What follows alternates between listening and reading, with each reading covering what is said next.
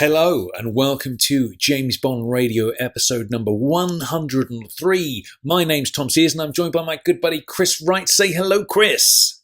Hello, Chris. Now, this week we are kind of, in a sense, concluding our James Bond theme coverage with a special guest. Who do we have on the show this week, Chris? It's only Warren Ringham from Cue the Music, Tom. How cool is that? It is cool indeed. And I feel like, as we said before, it feels like he's already been on the show in some way, shape or form, but he just kind of hasn't over the years. Yeah. So we thought, doing the Bond songs, let's get a professional on who plays the Bond songs in a professional capacity very well, I might add. So he's going to be joining us on the show today to talk about what it's like playing Bond music for a living and his thoughts. And he's got some sort of, what's the term I'm looking for? Not like behind the scenes stuff, but like musical stuff that he's going to explain for us and tell us about, interesting little things to look out for. And there's a few things that he taught us, didn't he, which I'd never noticed before, you'd never noticed. And it was like, so it's kind of like sort of appreciating and growing your sort of listening skills for the Bond music, which is quite exciting, isn't it?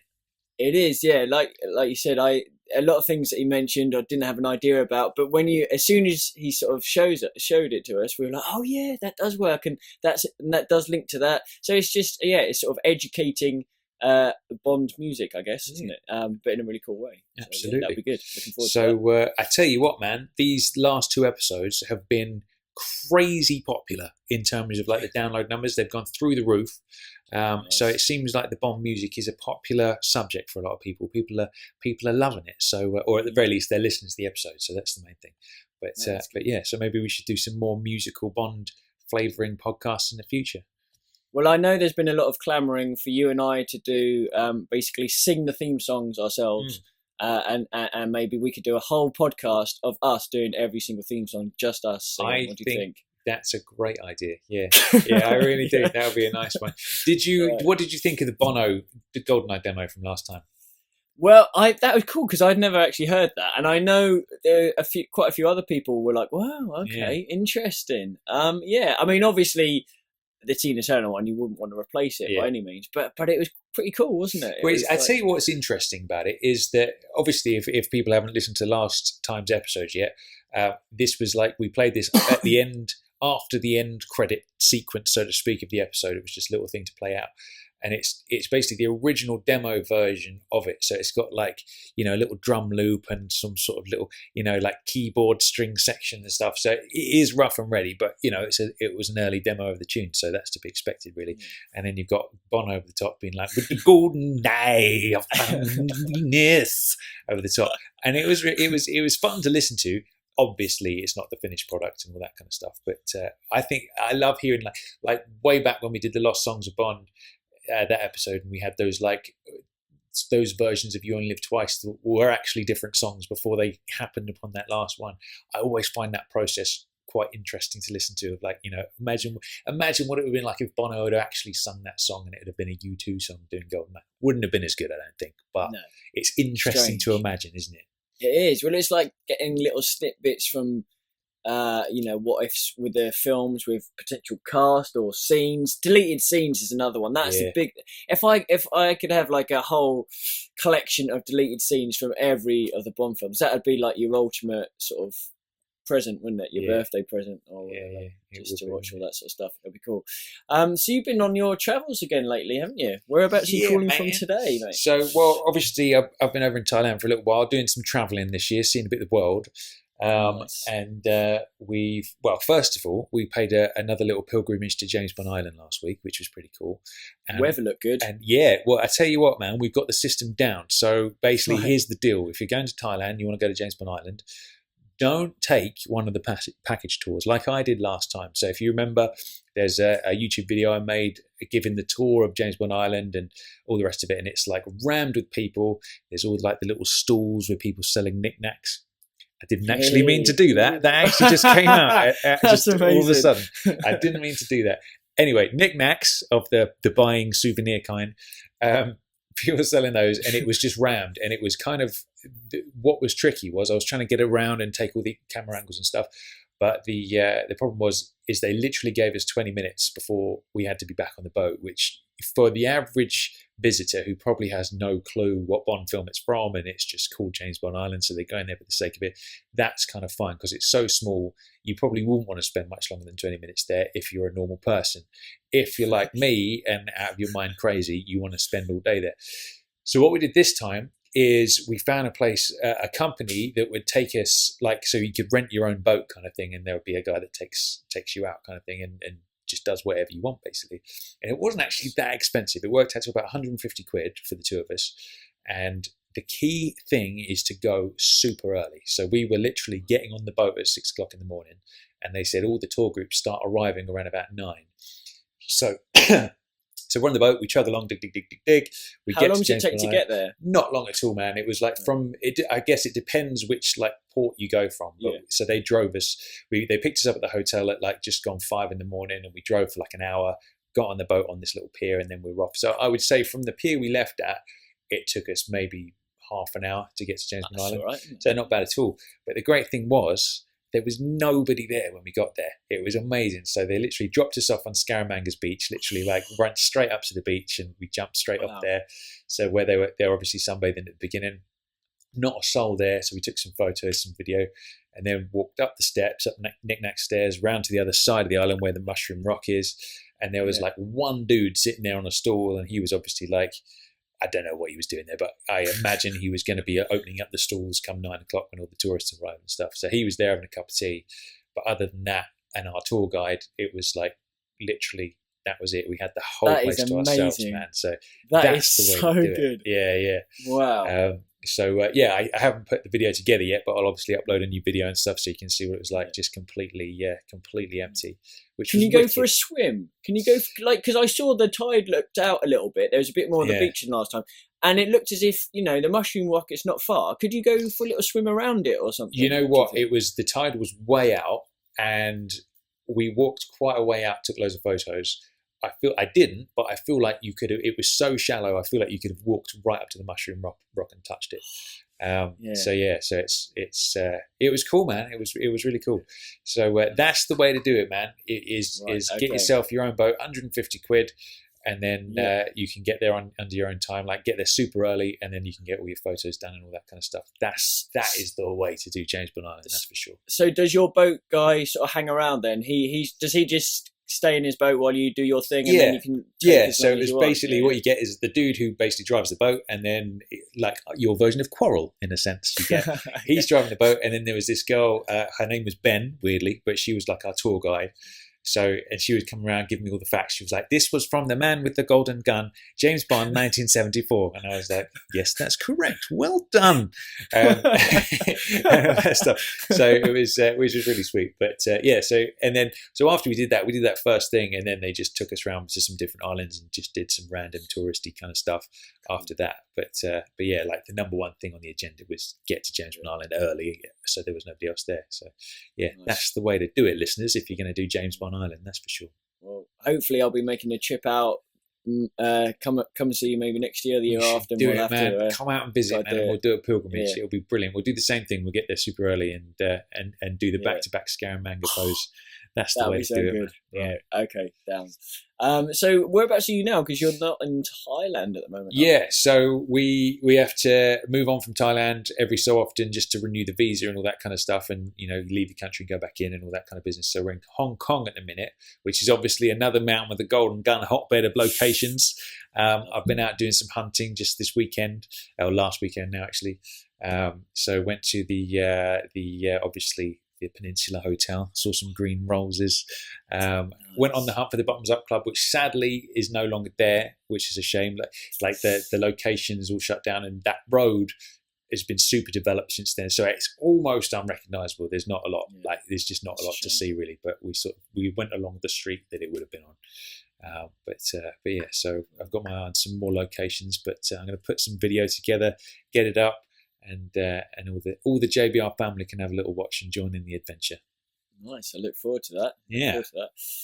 So last podcast, I mentioned I was reading through The Man with the Golden Typewriter, the Fleming, where he's writing all these letters and everything. And there was a couple of little snippets which I thought I'd mention on today's podcast as well. Now, there's a couple of little things which I thought were interesting. So there was one moment where Fleming assigned an option for the TV and radio rights to James Bond to an agent who was apparently this really attractive woman. And they and basically he was having like scrambled eggs and champagne, as you do in a restaurant. Yeah. And chatting up with this hot agent, and basically he tore off a piece of the menu and wrote down, "I give Anne Marlowe," was her name. I give Anne Marlowe the right to serialize Bond on TV and radio, and basically handed her this ripped bit of a menu for her to keep, and that was his sort of almost mini contract, and so she basically had the rights, the option to the rights to kind of do that. And obviously, nothing sort of happened initially. And then Harry and Cubby came knocking. Well, basically, like, we're interested. And he was like, "Oh, wow, amazing. Big film sort of could happen." And then he had to basically go back to this Anne Marlowe and kind of say, you remember that scrap bit of paper that I kind of wrote on? We might have to sort of make that void, if that's okay. And she she was obviously a bit miffed because she wanted to do something with it, but in the end she sort of graciously said, "Yeah, okay, no worries, I won't do anything with it." But you've got to be careful, man, the legal side of things. Even something like that, a bit of a menu that you've written and signed it, that's it. That meant that maybe we always say the what ifs of how Bond might have happened, whatever. Imagine if she had been a bit of a McClory and was like, "No, you've given me these rights, I'm going to stick with them." And then Cubby and Harry were like, "Well, in that case, we're not going to make a Bond." Stuff like that. Again, it's pretty crazy, isn't it? It is crazy, isn't it? Like with the legal history of Bond over the years as well. That's a lucky escape, isn't it? That could have been a whole nother level of headache. But man, I'm really excited to read this book. It's been in my queue for a while, and I haven't got around to reading it. But I've got some new Young Bond to read. I still haven't started the new Young Bond yet.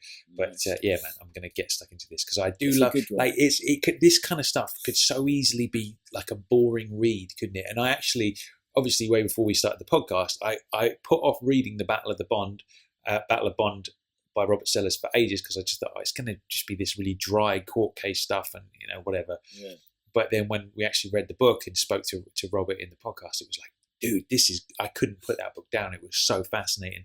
And all those avenues of what might have been and what almost happened and didn't and all the rest of it is fascinating. And I think this is probably a great companion piece to like that kind of story as it flows through, man. It's cool. So is it a tough read or is it an easy read? No. It's a really easy read, and the chapters are sort of segmented in terms of timelines around the books that he wrote, or there is one chapter dedicated to the letters he wrote to Raymond Chandler and stuff like that. But it's really easy to read, and it's just there are all these little things that you pick up, and you're like, "Oh, that's cool." There's a couple of other little things, like when prior to Dr. No starting, Fleming, or prior to it being filmed, Fleming basically helped. He suggested some casting for the film, which they didn't take up in the end. He sort of sorted out accommodation. He got them in touch with Chris Blackwell, which, obviously he did all the locations and ended up doing Island Records eventually. But one thing which I thought was really cool was so Chris Blackwell's mother was Blanche Blackwell, who was kind of Fleming's, not mistress, but, they basically had a nice time together, obviously. Which, it's a very polite way of putting it. Yeah, a very polite way of putting it. So in one of his letters to her, there's a little sentence here, which I think I'll read because you might find it quite interesting, where he said, "Terence Young seems very nice, and the man they have chosen for Bond, Sean Connery, is a real charmer. Fairly unknown, but a good actor with the right looks and physique." So now, here he is. He's seen Sean Connery. He's met the guy. He thinks he's a charmer. He's definitely got the right looks and physique for the role. Now, I've heard so many places where people have said, "Oh no, Fleming wasn't keen on Connery. He wanted David Niven or whatever. He wasn't keen on things." But this is Fleming's own words prior to Dr. No being released, saying, "I like this guy, Sean Connery. I think he's got the right look, and he's a nice guy, and he's a good actor." So what do you think of that? Interesting, man. That's cool. That's nice to hear, actually, because that is another one of those things you hear all the time, that Fleming wasn't happy with Sean and wasn't up for it and all that kind of stuff. And it's tough to know what's real and what's not, isn't it? Because it's like another typical one that comes up all the time is people say that Dalton was offered on Her Majesty's Secret Service and he turned it down. And then obviously we talked to Charles Helfenstein. He's like, it didn't even get close to that. It was like he was just a name being thrown around as a possibility. And like in the grand scheme of things, it's like, okay, if you're casting, and especially seeing as many people as they did for Majesty's, it's like chances are pretty much every actor who was, tall, dark and handsome over that age would have been thrown around at some point, and it's like nowhere near did it approach him being offered the role. So that's cool then, right from the horse's mouth, that he was up for a bit of Connery. Yeah, which I'm really happy to hear about. So I watched a film last week, which I mentioned about in the previous podcast, which is Our Kind of Traitor. So this is the spy thriller. It's got Ewan McGregor, Damian Lewis, and Bond's very own Naomi Harris. Very nice. So this was quite cool. Now, the film itself was interesting. It was a decent film. I think there were certain scenes which were really good, and then there were certain things which seemed not really to flow, if you know what I mean. Okay. Without trying to be too condescending, some parts had a bit of a TV feel to it rather than a cinematic view, but it was still good. But now, early on in the film, quite early on, you get to see Naomi Harris in a way that you'd never ever see her as Moneypenny. Right, I'm a little bit intrigued about this. Is it? Talk to me. What's going on? Tell me. Okay, so there is a scene, and it opens in the boudoir. Okay. And it's Naomi Harris and Ewan McGregor, and you get to see a bit of flesh, Tom. Do you? A bit of flesh, yes. A bit of curvaceous flesh. I don't know if that helps. Well, it does. As I've often said, I look at Naomi Harris as Moneypenny, and I don't particularly fancy her. I'm like, she seems lovely, somebody I'd want to be friends with and hang out. I think she's sweet and nice. Yet Naomi Harris, however, we've seen her do a few photo shoots and stuff. Very different story. So I'm excited about this. I think I might have to go and see this one. I think you should. It'll be good to hear what you think. But yeah, it's definitely worth a watch. Lovely. Do you get to see full boobs or not? You get to see full boobs, and you get to see a nice curvaceous bottom. Well, sold. I'm going to find the nearest cinema, and I'm going to go there immediately. Good stuff. There we go. So I like this sort of hunting of information, but it's good. Also, within the film, it's quite cool. It had a few locations that we've seen in Bond films, like the Reform Club, which is in Quantum, and what's the other one? Die Another Day and stuff like that. So it was good. And there, the whole thing about Damian Lewis's Bond. Yeah, definitely didn't get that. He was more of an M-type role, and you could kind of see maybe in 20 years there's a bit of an M in there somewhere, but, definitely not sort of Bond. Do you know what he strikes me as? Obviously, he was in Band of Brothers, wasn't he? He strikes me as like an ex-SAS type guy. Do you know what I mean? Like a Gareth Mallory would have been. Do you know what I mean? Yeah. So I see what you're saying there. Yeah. Maybe he would be a good one to, like...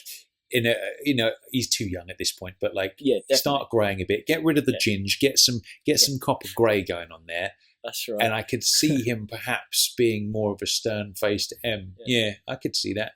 Yeah, maybe give it 15, 20 years and see if we're right. Yeah. Maybe. So now I know last time we kind of mentioned about them. We're trying to set up some merchandise, weren't we? JBR merchandise and T-shirts and the like.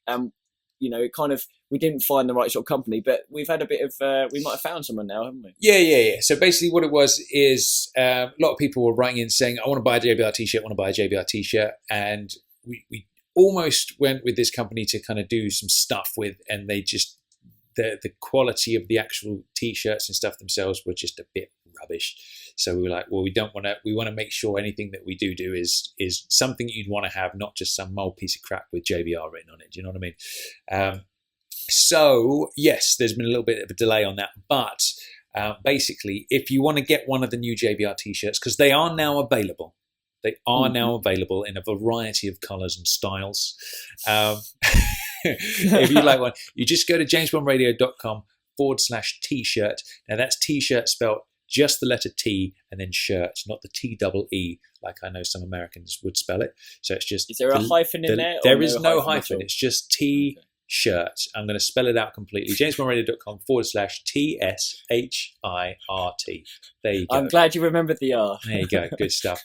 And they will only be available for a limited time, so make sure you jump in before you miss out. But we've got cuts for the gentleman, cuts for the lady, cuts with a V-neck, cuts with a scoop neck, all sorts of stuff in a variety of colours as well. So if you want to display your JBR, fandom and listenership, make sure you go to that website right now and grab yourself a t-shirt. Absolutely. Lovely. Excellent stuff.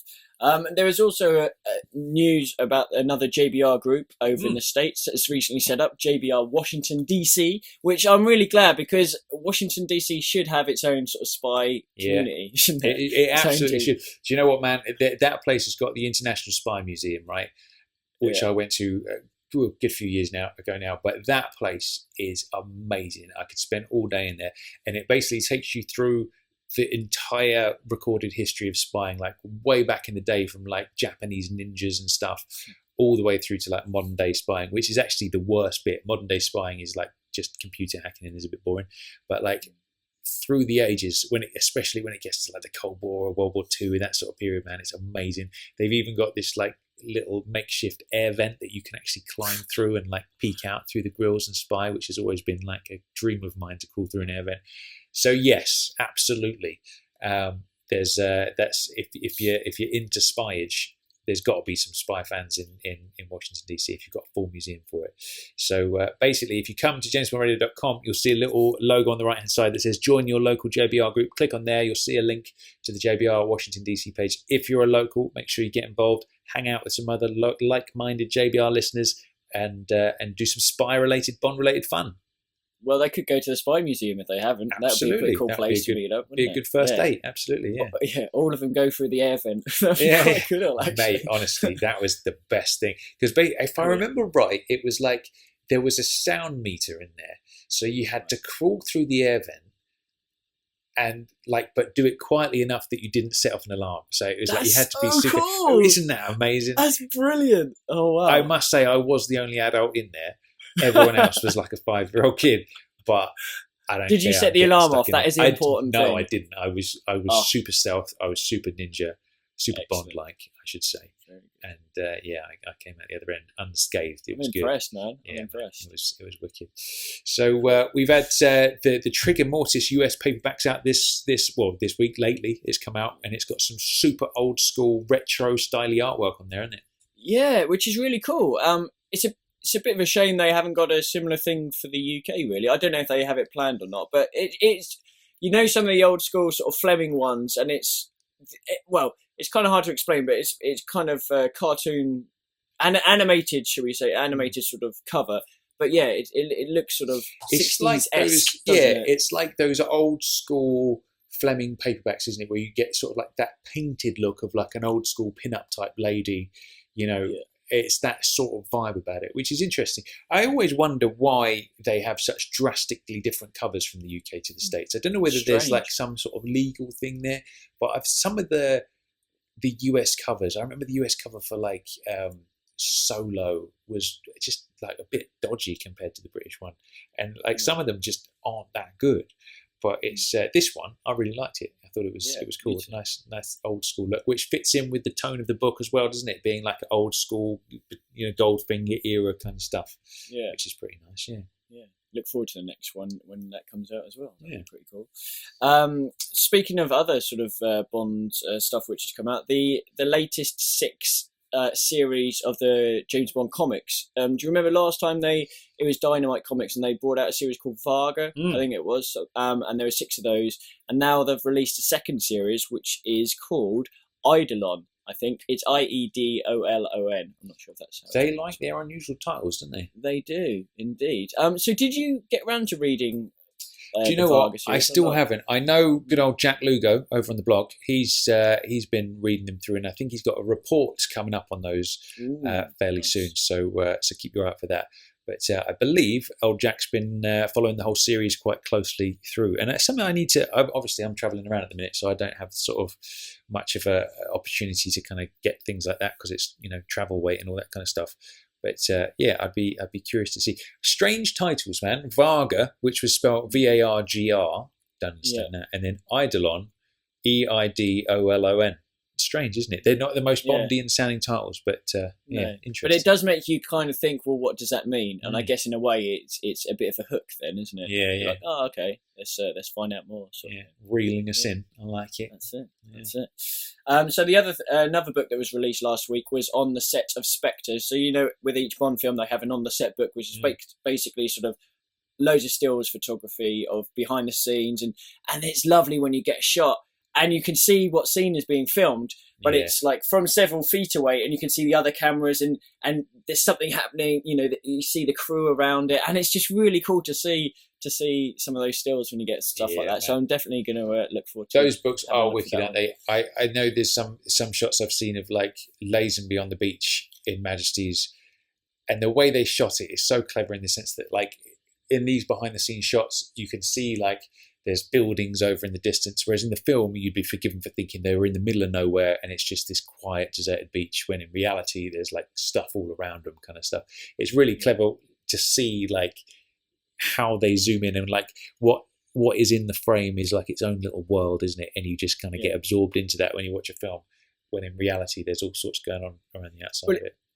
From the others of the opposite effect, The Man with the Golden Gun, the James Bond Island, if you just watched the film and hadn't seen any photos of it, you'd think it'd be so much bigger than what it actually is, wouldn't you? Man. So the magic of film is... That's the thing. That's the crazy thing about that island, is you've literally got that beach where he lands the seaplane, and then you've got this sort of like leaning rock, that sort of straight but leaning rock that's at the angle, which is like Scaramanga's front door.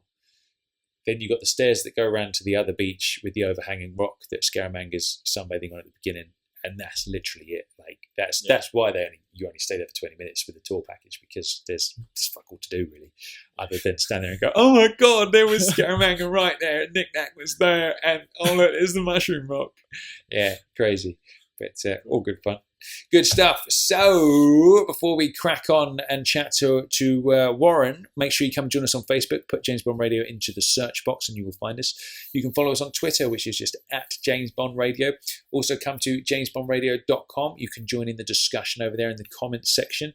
Obviously we've got some great blog posts from Jack Lugo and all sorts of people over there writing about the world of Bond, so make sure you read those and leave some comments and encouragement for those guys.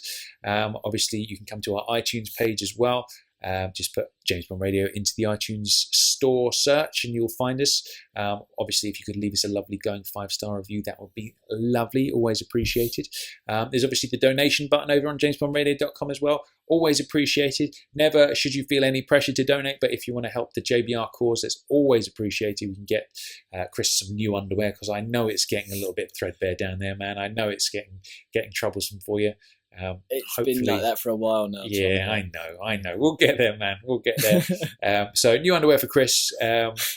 Always appreciated. Absolutely. And on that note, we'd just like to say thank you to some JBR listeners who've donated recently. Thanks to Jeff Silence, Alan Bindley, Stephen Wadsworth and Paul Jameson. Very generous of you. Thank you very much indeed. And obviously, if you want a JBR t-shirt, go to jamesbondradio.com/t-shirt. That's TSHIRT. And you can grab yourself a rather fetching piece of JBR fashionabilia, if that is a word. I don't know. I've just made it up and I'm claiming it. I would claim it if I were you. It's a good one. Good stuff. So it's time for a bit of Bond trivia before we talk to Wazza, innit? Bit of Bond trivia. Now, who is going to go first? I think I claimed it last time, so I'm going to allow you to go first this time. I'm very gracious of you, sir. Very gracious indeed. Okay, so my question this week is not related to music, but it is quite a good one. Cool. So we know that the Blofeld from the films, he's well known for having a scar down the right side of his face and also having no earlobes in certain things. But the Blofeld of the novels, what physical peculiarity does he have? Interesting. I remember he's got a very different description, hasn't he, in the Fleming books to what you get in the films. Well, each book as well, he's sort of different himself because he changes a bit, doesn't he? Yeah. But there's one sort of physical thing which is mentioned about him, which we don't see in the film version. But interesting. All right. Good stuff. That's a good question. My trivia question of the day, Chris, is music related. Oh, okay. And it goes like this. In the song The Living Daylights, Aha claim that there have been many changes, yet everything's the same. How many changes have there been? What? I'm going to reiterate. Right. Okay. In the song The Living Daylights, you know that one, obviously. Yes, I'm aware of it. Yeah. In the lyrics, a-ha claim that there have been many changes, yet everything's the same. I would like to know, how many changes have there been? Does that make sense? If it doesn't, I'll try and answer it anyway. Good stuff. But yeah, okay. We will obviously reveal the answers to those questions at the end or towards the end of today's episode. So make sure you stay tuned for those, because you won't want to miss out on that. Good stuff. So, should we get cracking and talk to Wazza then? Yeah, let's do it. Good stuff. So for those that don't know, Warren Ringham is the main man from Cue the Music, the world's foremost James Bond tribute band. We've seen them play now, and they are absolutely fantastic. I remember being a little bit worried before we went to see them, because Warren's such a lovely bloke, and he's been a big supporter of the podcast over the years. And I thought, and we both sort of thought, what if we turn up on their shit? And it would be really awkward. And Warren would come up at the end and he'd be like, what do you think? And we'd be like, oh yeah, it was great. And not really believe it. But they are absolutely mind-blowingly amazing. That's no word of a lie. And I know some listeners will probably be like, oh, they're probably not that good. But honestly, they are that good. If you go and see them live, they are the business. Also, on the Cue the Music site, on the Facebook page, they've got quite a few posts of some of the stuff they did, some from the concert we went to see and from various other ones. And you get to, obviously seeing them live, you get the full appreciation of the energy and the buzz and everything. But just to watch one of those little videos to give you an idea, and they rock, man. And that must be said, though, that is only an idea. Like, that you can watch the video and be like, yes, that's good. But being in the room and feeling all those musicians coming together and making that sound is special. And they are obviously appearing at Bond Stars in September as well, so performing at Pinewood. So as far as I'm concerned, that makes them like the Bond band of choice. So if that's not a glowing kind of review for you, 5-star review. Yeah, what else can you say? But there you go, a glowing 5-star review. Yeah, absolutely. Good stuff. All right then, so should we get cracking? Let's do it. Let's do it. Who are you? My name's Bond. James Bond. Bond. James. Bond, what do you think you're doing? Keeping the British end up, sir. Welcome to James Bond Radio. News, reviews, and discussion of all things 007. Pussy. As you can see, I have no problem with female authority. Oh, pipe down, 007. Do you expect me to talk? No, Mr. Bond, I expect you to buy.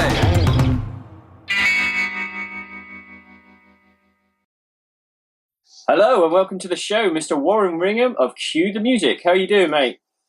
Hello, yeah, brilliant. Thank you very much for having me on. It's been a long time coming, this one, hasn't it? Was we kind of assumed you'd already been on, and then we realised you hadn't been on the show yet, and thought, well, as we're talking about the songs of Bond, then it would be a good opportunity to get you on. Yeah, for sure. I mean, when you think I've been listening to your show since episode 3, I think it is, and I've been a great fan of the show, and I have to say, I was looking at James Bond Radio Facebook page this morning, and it said you have 70 friends that like this page, and about 40 of them, I think, probably more, have come about through James Bond Radio. So it's brilliant the way you guys have brought so many people together, and obviously you two have become good friends on Facebook as well. And it's probably that we chat so much on Facebook that we forget that I haven't actually ever come on yet. There we go. It's like we're bringing people together, making relationships. Oh, it's beautiful. It's lovely. Yeah. It's what we're here for. Yeah.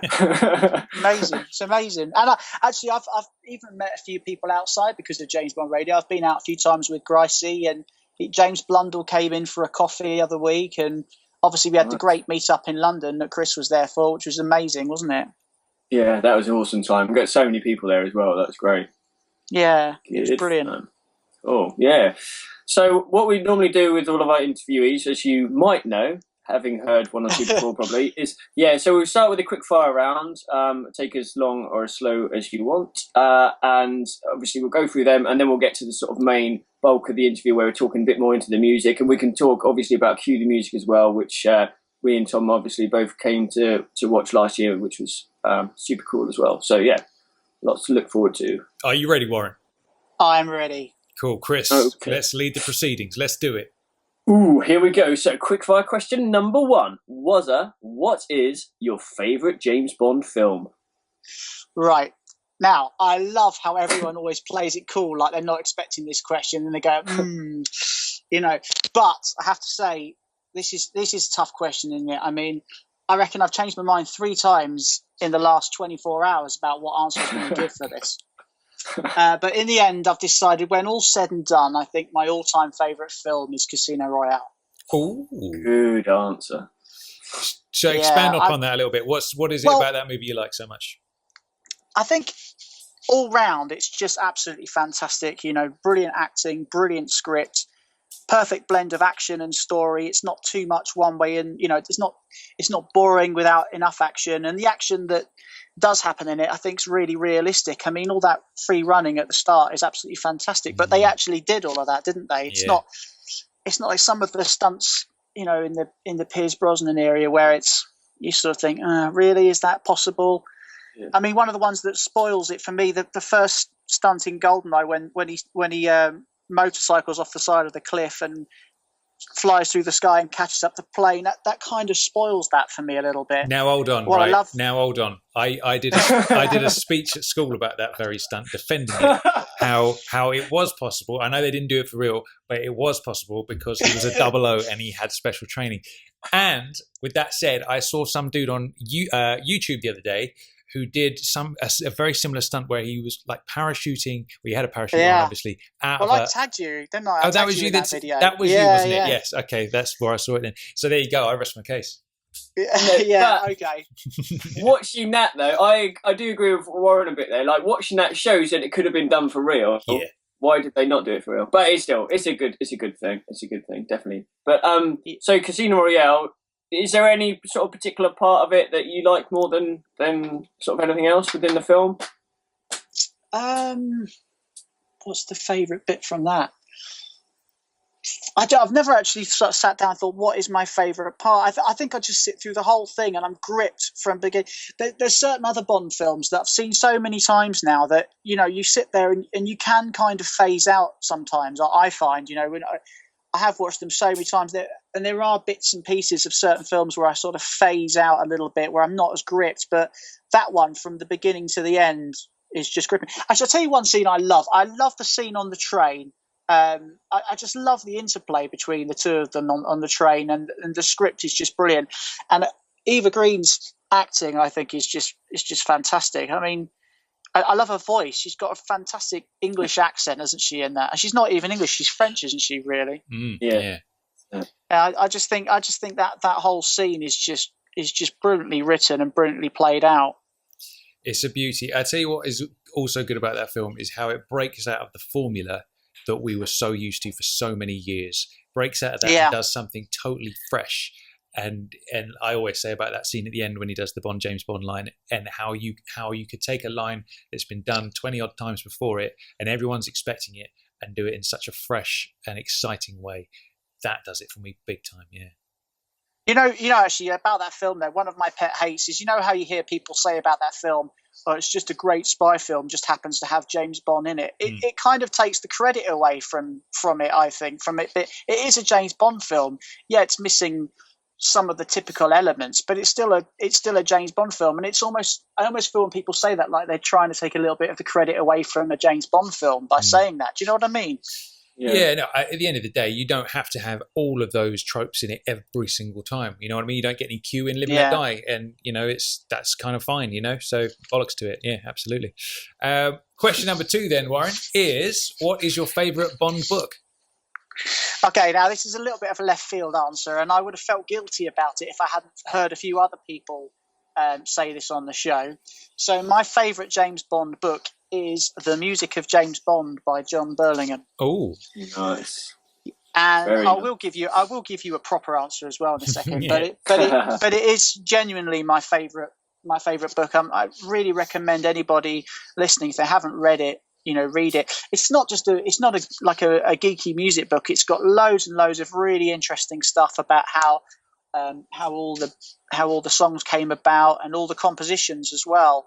And it's got a lot of stuff in there that I think would be really interesting to any James Bond fan. So That's my favourite book. But Sweet. my favourite literary book, I have to be honest, I haven't read them all, and it's been a while since I've read them. I think I've read about 5, and my favourite of those was Moonraker, just because it's so different from the film, and it sort of really took me by surprise how different it is. You know, it's almost completely unrelated, really, isn't it? Yeah, that's a beauty, that one. I remember reading it as a kid and not particularly enjoying it that much, and then revisiting it reasonably recently. It's probably no more than 2 years ago I reread it and absolutely loved it. And it's one of those, I know it's been kind of mined a little bit. We've had Hugo Drax obviously in the title of the movie, and there was a lot of it. You sort of inspiration of sort of like the that film that came out once upon a time that we never mentioned as well. But in terms of an actual story that's self-contained, you could literally make that Bond 25, couldn't you, with a bit of tweaking, and nobody would really know, you know. Well, Definitely. Imagine that with Bond 25, and part of it is he's doing a bridge game against like the main villain. That would be so cool. And then you've got like a car chase, but like a car chase in English country roads. I don't think we've had that before, and that would be really cool. There's definitely stuff you could take from that book. I think there's a lot of it. Yeah, absolutely. I actually have to quickly say as well, I'm the same as Tom. I've got them all the audio books. I've got them downloaded, ready to listen. I know you mentioned before about having, trying to find time to listen to them. And it's the sort of thing that I would listen to on a long journey. But unfortunately, every time I think I'm going to get round to listening to one, I've got a 3.5-hour James Bond radio podcast, which immediately takes priority. So, oh yeah, of course, good stuff. I'll get to it eventually. On to question 3 then, was it? Now this one is well, for some people it's very tricky. It'd be interesting to see what answer you give. In fact, you can give 2 answers. This is, of course, who is your favourite James Bond girl? Well, Chris, you know the answer to this already, because we've had Tom, we've had 1 or 2 conversations about this, haven't we, over the old Facebook Messenger. First of all, I have to do a quick disclaimer, because I know that my good lady is going to be listening to this one. So I have to say, of course, I have my own Bond girl waiting for me at home. But yes, my 2 favourite Bond girls, and I'm going to pick the 2 because I know that you usually allow for 2 anyway, and I couldn't split them. But that's Luciana Paluzzi and Eva Green. Interesting. That doesn't suggest you have a particular type in your Bond girls, because they're pretty opposite, aren't they? Yeah, I think physically you might say there's some similarities there. I could think of a couple of things which they probably have in common. Yes. So, yeah, it would make for an interesting night with Fiona Volpe on one side and Vesper Lind on the other. It would be quite a good night, I'd imagine. They're both very strong, independent women, though, aren't they? But I mean, you could say that about them being similar. I mean, don't try and sugarcoat it, Warren. We know what you mean. Okay. Cool. Next question. Warren Ringham, who is your favourite Bond actor? Okay, I'm going to give a bulk standard answer of Sean Connery because he is, but I have to defend the corner of Pierce Brosnan, because week after week I hear people come on and he's so far down people's lists, and I really dig Pierce Brosnan as James Bond. I think it's because it's the era that he was in was when I really got into James Bond, and so although I grew up Roger Moore kind of era like you did, Tom, you're more my age I think, aren't you? But I really got into Bond in my sort of late teens, early 20s when Pierce Brosnan was in the role, and I think he's great in it. I really do. I think he ticks all the boxes. I think he got let down, particularly by the last film. Sort of sours the water, doesn't it? Very much. Yeah, and I tell you what doesn't work in his favour either is that when Casino came out, it was such an earth-shatteringly amazing film, and it was so different that it's like immediately everyone's going to compare it to The Last Dude. And when you compare Pierce's last movie to Daniel's first, I mean, you could not get more polar opposite in terms of quality. So I think that is ultimately the root of it. And as well with like Daniel, he's obviously he's a very serious actor, isn't he? Do you know what I mean? And he's I would say probably more respected as an actor amongst people than Pierce would be. But Yeah. I think with a bit of passage of time, I think it'll all kind of smooth over and people will remember how cool Pierce was. Because man, like I've often said, man, he was my boy in the 90s. Like he was the man as far as I was concerned. Definitely. Yeah. With Pierce as well, you could edit together a montage of Pierce Brosnan Bond moments, and you'd get chills from it. It's like the films themselves. Okay, some of them might not be up to par compared to some of the others, but Brosnan as Bond was still great throughout the films. What he was doing. So yeah, no, I think you're right. He does get quite a lot of flack. So it's good to hear, a bit of pro Brosy. Do you know what though? As well, that's another thing is. I want to be Brosnan's Bond. Like when I watch those films, I want to be that dude. Whereas for some of the other Bonds, I wouldn't say that, And I don't think, as cool as Daniel is, I don't watch Casino and think I want to be Bond in that film. Maybe in some key scenes and stuff. Don't really fancy having my ball bag whipped. So I'll sit out of that bit. But do you know what I mean? Whereas with the whole package of what Pierce's Bond was, I'd be like, if I could be like that man, I'd be the coolest motherfucker in the world. So yeah, good on you, Pierce. Yeah. Cool. Definitely. Okay, on to question 5 then. Warren, what is your favourite James Bond scene in the entire series? My favourite James Bond scene? Well, my favourite is another typical one that you hear often. So I'm going to say it, and then I'm going to give you my very next best alternative because it's something that hasn't come up that often. So my favourite scene is the Union Jack parachute Spy Who Loved Me scene. That is just definitely my favourite scene. It's brilliant. It's brilliant. It still gives me chills when I see it now. But my sort of runner-up, very close runner-up, is the car stunt in Man with the Golden Gun. I absolutely love that bit. And I think it's because they really did it. I mean, I wouldn't have fancied being the dude that did that stunt, especially it was the first time they did. It wasn't like I did a trial run. It was like, right, off you go. Isn't it true the story goes that he nailed it first time, so Cubby Broccoli doubled his fee or gave him a massive bonus. You said, yeah, you've nailed it, so here's some extra money. Is that? I'm sure I've read that somewhere. I think actually, I heard somewhere that apparently it almost looked too perfect, and I think it might have been Cubby Broccoli that said, it almost looked too good. I think we might, want to get another one in the bag, or maybe that was Guy Hamilton that said that, and apparently the guy was like, hell no, I ain't doing that again, boy. And then obviously they stuck with the first one. But yeah, amazing stunt. There's all that thing about the sort of sliding penny whistle and stuff, which is a shame. It is a shame, but you cannot take away just how good that stunt is. It's just unreal. It's picture perfect, isn't it?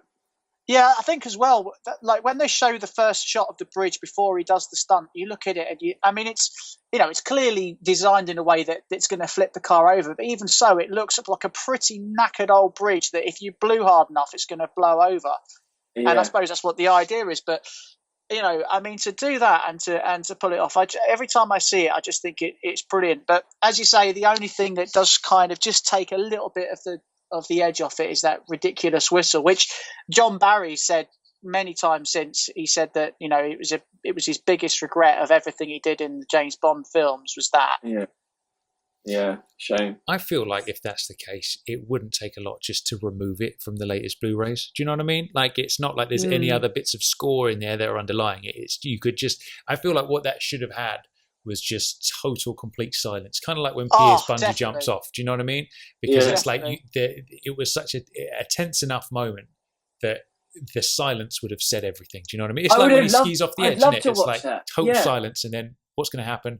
Parachute opens, song kicks in. That'd be so cool. That'd be so cool. I think we'll have to do a mini edit of it or something just to show, because obviously you can just lose the audio altogether. But yeah, that would really be effective, wouldn't it?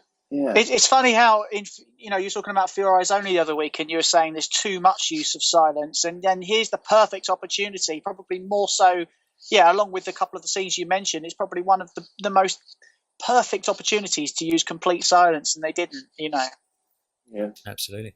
So next question then is, Mr. Warren Ringham, what is your earliest memory of Bond? Where did it all begin for you?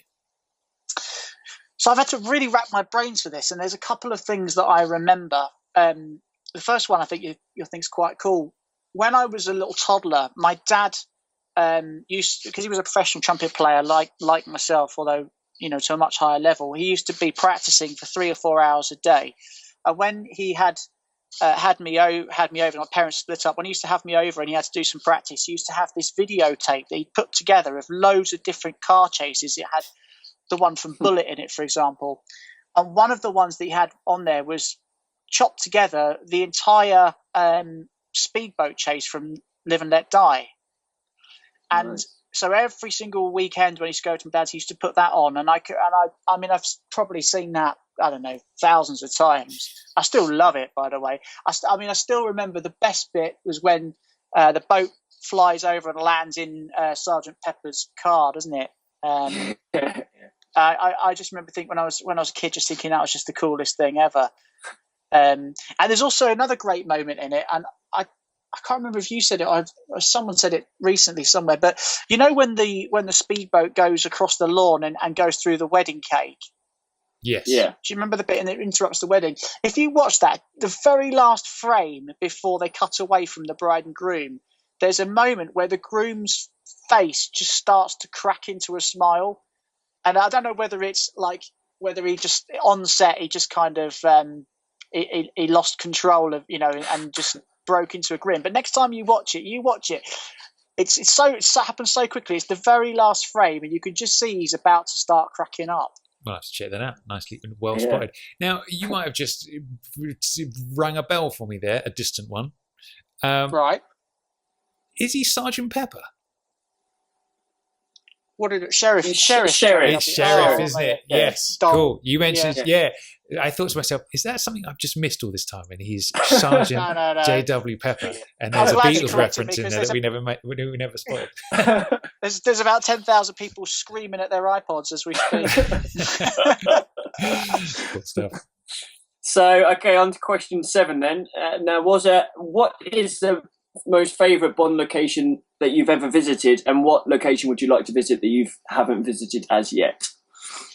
Okay, so you guys know I've been lucky enough to visit a few. Obviously, been to Pinewood Studios a couple of times now. Actually, the first time I went to Pinewood Studios to do an event for Terry Bamber, I did his parents' diamond wedding anniversary, I think it was. And when we finished, you know where that is, Heatherden Hall, isn't it? Where we go, and we've got like strict instructions. No photography. Drive straight on, turn left, and you go to that little mini roundabout in Heatherden Hall straight ahead of you. So you don't really get to see the rest of the sets there at all. And we were sort of told strictly, when you come out, you turn right, go back out the gate. So when we came out, me and my sound engineer, this is about, midnight or something like that, we had the van packed up and we got to the roundabout and I was like, hey, can you remember, was it left or right? And of course on the right, you've got the entrance, you can't bloody miss it. And I was going, I don't know, I can't remember, I think it was left, wasn't it? Yeah, I think it was left. So we turned left and we had a little drive round and went up Goldfinger Avenue, I think it's called, isn't it Goldfinger Avenue? Yeah. Pretty sure it is. Yeah. And then went round past the 007 stage and just basically, if anyone stopped, oh, sorry, we got a bit lost. Must have taken the wrong turning there, So that was an amazing experience, it really was. Did you have people in other cars like chasing you around the avenues or anything like that? No, and there was no mirror for us to crash in or anything, or no old woman shooting a machine gun. Luckily. That is a shame. They should always have an old woman on standby just in case someone's driving past, I think. Absolutely. They might put one there for the Bond Stars event when they know I'm coming back. But now they'll hear this story, then for sure the security will be extra tight. So final quick-fire question then before we get talking into the music of Bond. What is the most Bondian thing you have ever done? Okay, now I've got a couple of these for you, so you're going to have to indulge me a little bit here. All right. And it all stems from the fact that this is not something I particularly publicise on Facebook, more for privacy, security kind of things. But I don't know if you guys know, but I'm actually a full-time member of the RAF. So I'm actually in the military. I'm a musician is my primary role. I do nearly 200 concerts and engagements a year with the RAF, but I'm still a fully fledged member of the RAF. So there's a few little things that I've kind of done throughout my service that a little bit, I suppose you could say a little bit Bondy, they're certainly send a little chill down my spine. When you join the RAF, I still have to do the same initial training that everybody else does. So, for example, one of the things that it suddenly dawned on me when I sort of sitting there in one of these lectures was when we started being told about official secrets and documents, and some of the documents actually get handed out. They actually have secret on them, right? That was one of the first times. Now, in itself, that's pretty cool. But what you have to remember is when you're actually getting handed this stuff, this is actually really being used in its actual proper form. This isn't like someone handing you a souvenir that says secret. This is like, holy crap, I am really being handed a document that's secret, and it is secret. You know what I mean? So what secrets did you learn then? Let's hear it. That's right. But I'll tell you something. I'll tell you a couple other ones that are really cool. At work, we have our envelopes that all the internal mail goes in, and all the envelopes have on them in red writing across the bottom, "On Her Majesty's service." Right? Now I keep getting in trouble because I keep inserting secret on.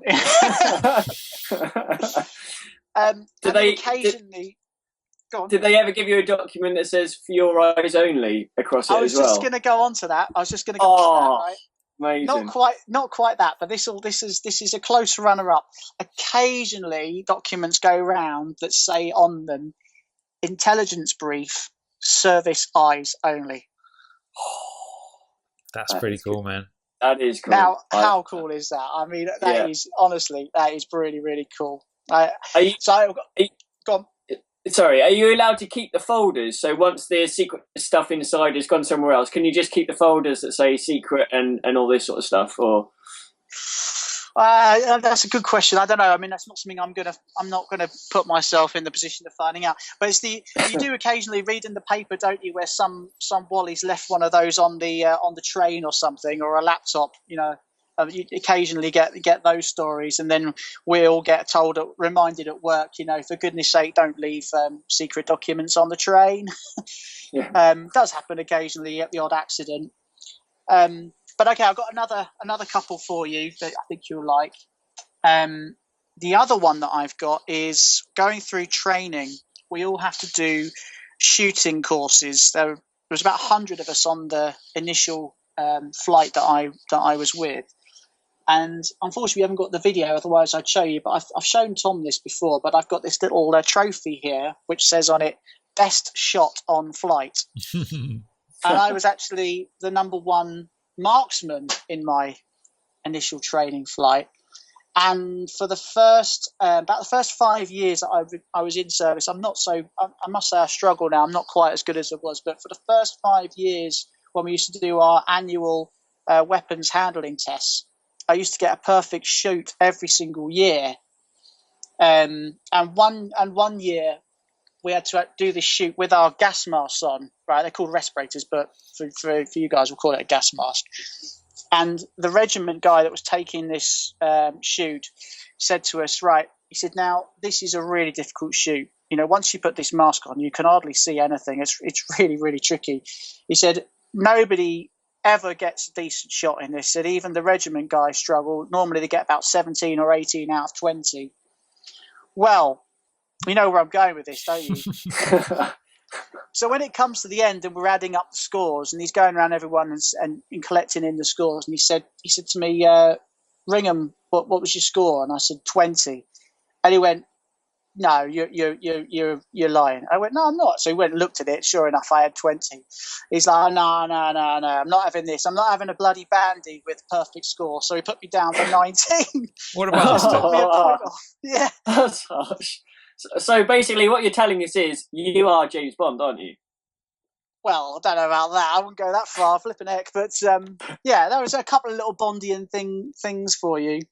Actually, I got one more really quick one, which might make you laugh. I don't know, but about 10 years ago, there was a few incidences where Russian female women were coming over, and it wasn't just Russian. I think it was Eastern European. It might have been as well. But there was a couple of stories where they'd managed to pick themselves up a high-ranking military personnel husband, stayed with them for years, and they were basically siphoning off secrets back to their countries that they picked up from their partners. So when this came out in the press, it was big national paper, newspaper news. I remember it well. And part of a brief that we got given was just as like a cautionary thing. Look, you've got to be aware of this. It was a little bit tongue in cheek, but at the same time, it was like, look, people have been caught out with this. You've got to be a bit careful about this. And of course, everyone in the room was staring at me because my wife is from Prague, she's Czech Republic, Eastern European. So I came home that night and I was like, I told her about it, and I looked at her and I said, you're not a spy, are you? And she looked at me and she dead serious. She went, if I was, do you think I'd have married a bloody bandy?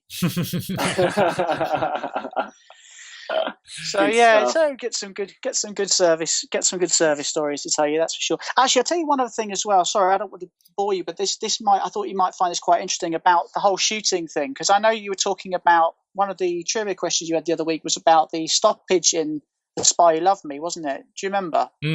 Yeah.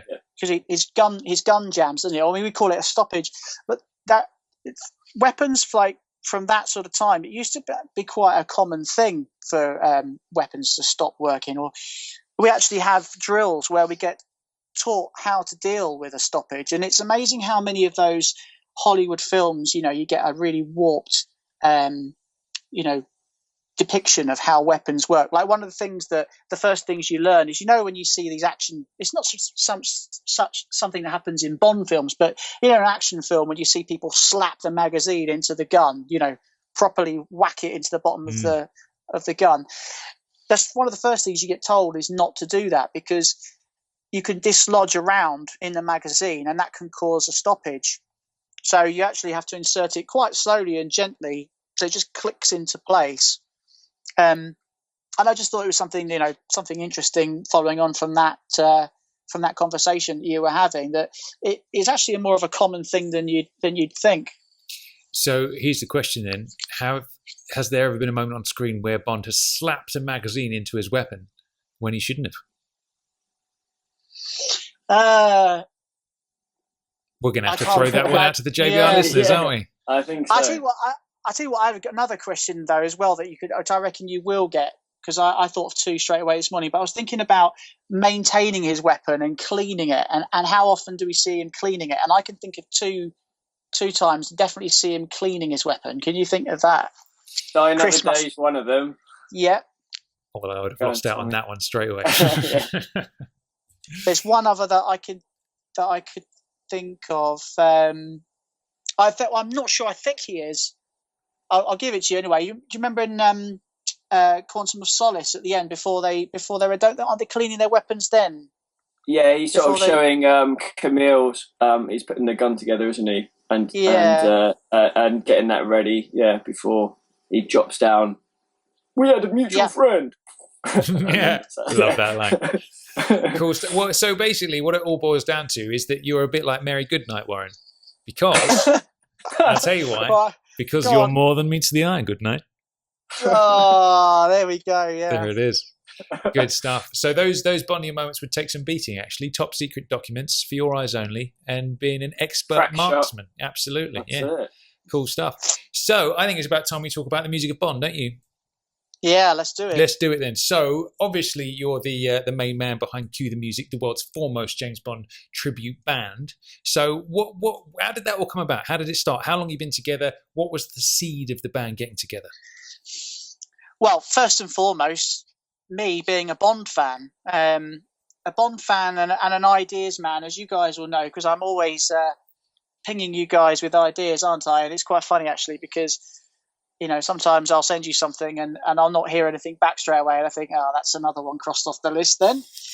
But this, I mean, Cue the Music came about as just me sort of brainstorming ideas, and what happened was I was studying at the Royal College of Music, and they had, in the Students' Union, they had a Best of Bond CD that was just literally on continuous loop. I mean, it literally was on every single day, which wasn't a problem for me because I absolutely loved the music. But the more I heard it, the more I just thought, why has nobody ever taken this music and put it into a band or a performance that can be taken out in a mass market way? Because obviously you can, there's been orchestral concerts where they put on, James Bond concerts. There was one with the Halle Nottingham recently, but nobody's ever done it where they can take it to a smaller setting, like a birthday party or a corporate event, or even on some sort of smaller theatre show.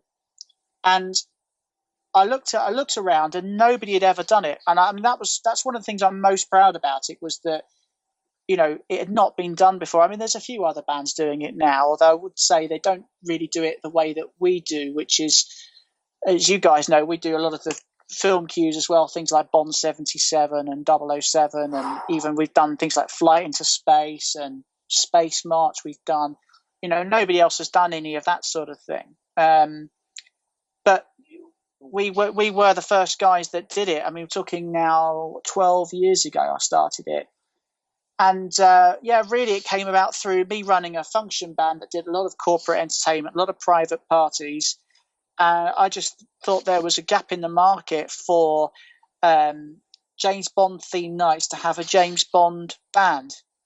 But I think I started it really to sort of capitalise on the corporate and the private side, but really I was coming at it from a Bond fan perspective. You know, I thought when I did it, I thought, right, I'm a James Bond fan. What would I want to see if I was going to see a band playing the music of James Bond? And that's something I've carried right through till now. And, you know, I'm always thinking, you know, how can I make it more exciting and interesting for a Bond fan that's coming? And there's no better feeling for me. I don't get any better buzz in anything I do in my life apart from when a James Bond fan comes and sees Cue the Music and says, you know, wow, or, you know, that's I don't know, that's amazing, or whatever they're going to say. You know, I mean, you guys have seen some of the comments, and you know, I've had some amazing comments that have surpassed my, you know, wildest expectations. But that buzz, it's a real drug, I have to say. And playing in corporate events and that, you know, that's great, it pays the bills. But going and playing at things like the On the Tracks of 007 event that we did, that you guys were at, you know, that's one of the highlights of my life. It really is, that playing to relatively a small audience of 150, but all die-hard Bond fans, and generally speaking, you know, mass approval of the show. That was just amazing. There's just no feeling. Do you know what was funny about that night? And we said it, didn't we, Chris? Like, there's always that sort of thing of, you know, you go and see whatever it is, you know, in this case, you know, a tribute band for something that you love. And then there's always that risk of speaking to the band afterwards and being like, oh, what if they're shit and we've got to pretend that they were good? Do you know what I mean? And there is always that risk. And I was really worried. But it was mental, wasn't it, Chris? Like sitting through there, and like obviously you kicked off with the James Bond theme. That all kicks in, and then it's like bang, bang, bang, hit after hit after hit. And it was just like, just chills throughout every song. It was totally unexpected, because I must be honest, I was expecting it to be a bit ropey, but it wasn't at all on any level. Like, you know what I mean? Because a lot of people, they hear the term tribute band, don't they? And you immediately associate that with something that's a bit cheesy or a bit dodgy, don't they? Do you know what I mean? That's like a common thing. No, I do, and it's actually a misconception that I had to fight really hard to get, because I mean, you know, just at the moment we've been nominated.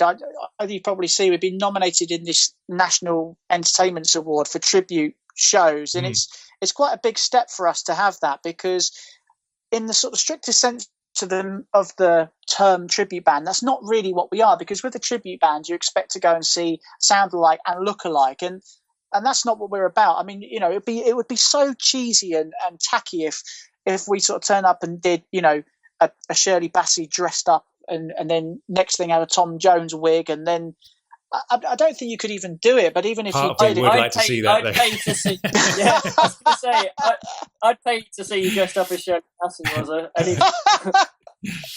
Yeah, right. But you know, I mean, what I've sort of started more kind of describe it as now is a tribute show. And I think also, I mean, I've had to, again, a lot of agencies have kind of been like, well, you're not a tribute band, really.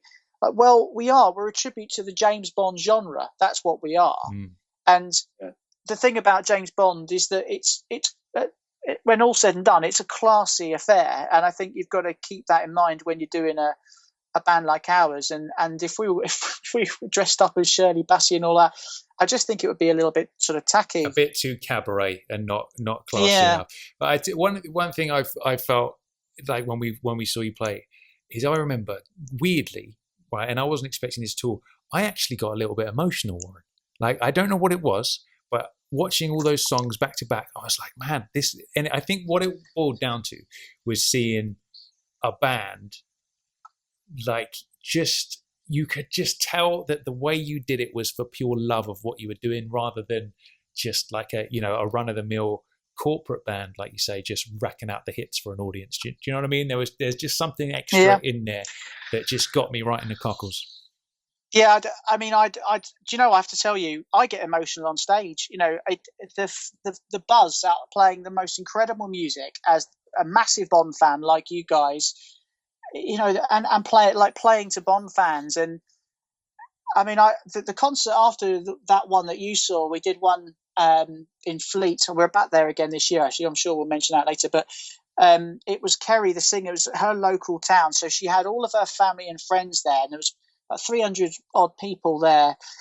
And most amazing things about Kerry is that when she sings, it comes straight from her soul, from her heart. You know, I mean, she's an incredible vocalist, but her best strength is that she sings with such passion, and it really does get you. I mean, it doesn't surprise me at all. A number of people have said that they get emotional when they hear her sing, but it's because of the emotion that she's putting into those songs. And you know, I get the same thing on stage. There's probably 5 or 6 times during every show where I get a real lump in the throat, and you've only got to watch some of the videos of her singing and just see the look on her face. You can see that she's channeling that emotion through her performance. You know. Absolutely. How did you feel, Chris? You're quiet over there. Are you shedding some tears already right now? I am. I've got the Kleenex in one hand, but I don't quite know. It could be for various sort of things. But No, I loved it. I thought it was brilliant. I had a tear in my eye. I think it was, in fact, the Writings on the Wall song that got me when I listened to it, which was great. But here's an interesting question, Warren. If you had to choose one, now this is probably quite hard to do, but if you had to choose one, what would you say is your favourite Bond song to perform with Cue the Music? Well, that is a tough one. There's a couple. Can I give you like a little rundown of my top ones, and then I'll give you my number one? Is that possible? No, you're not allowed. Okay, all right. I mean, do you know what?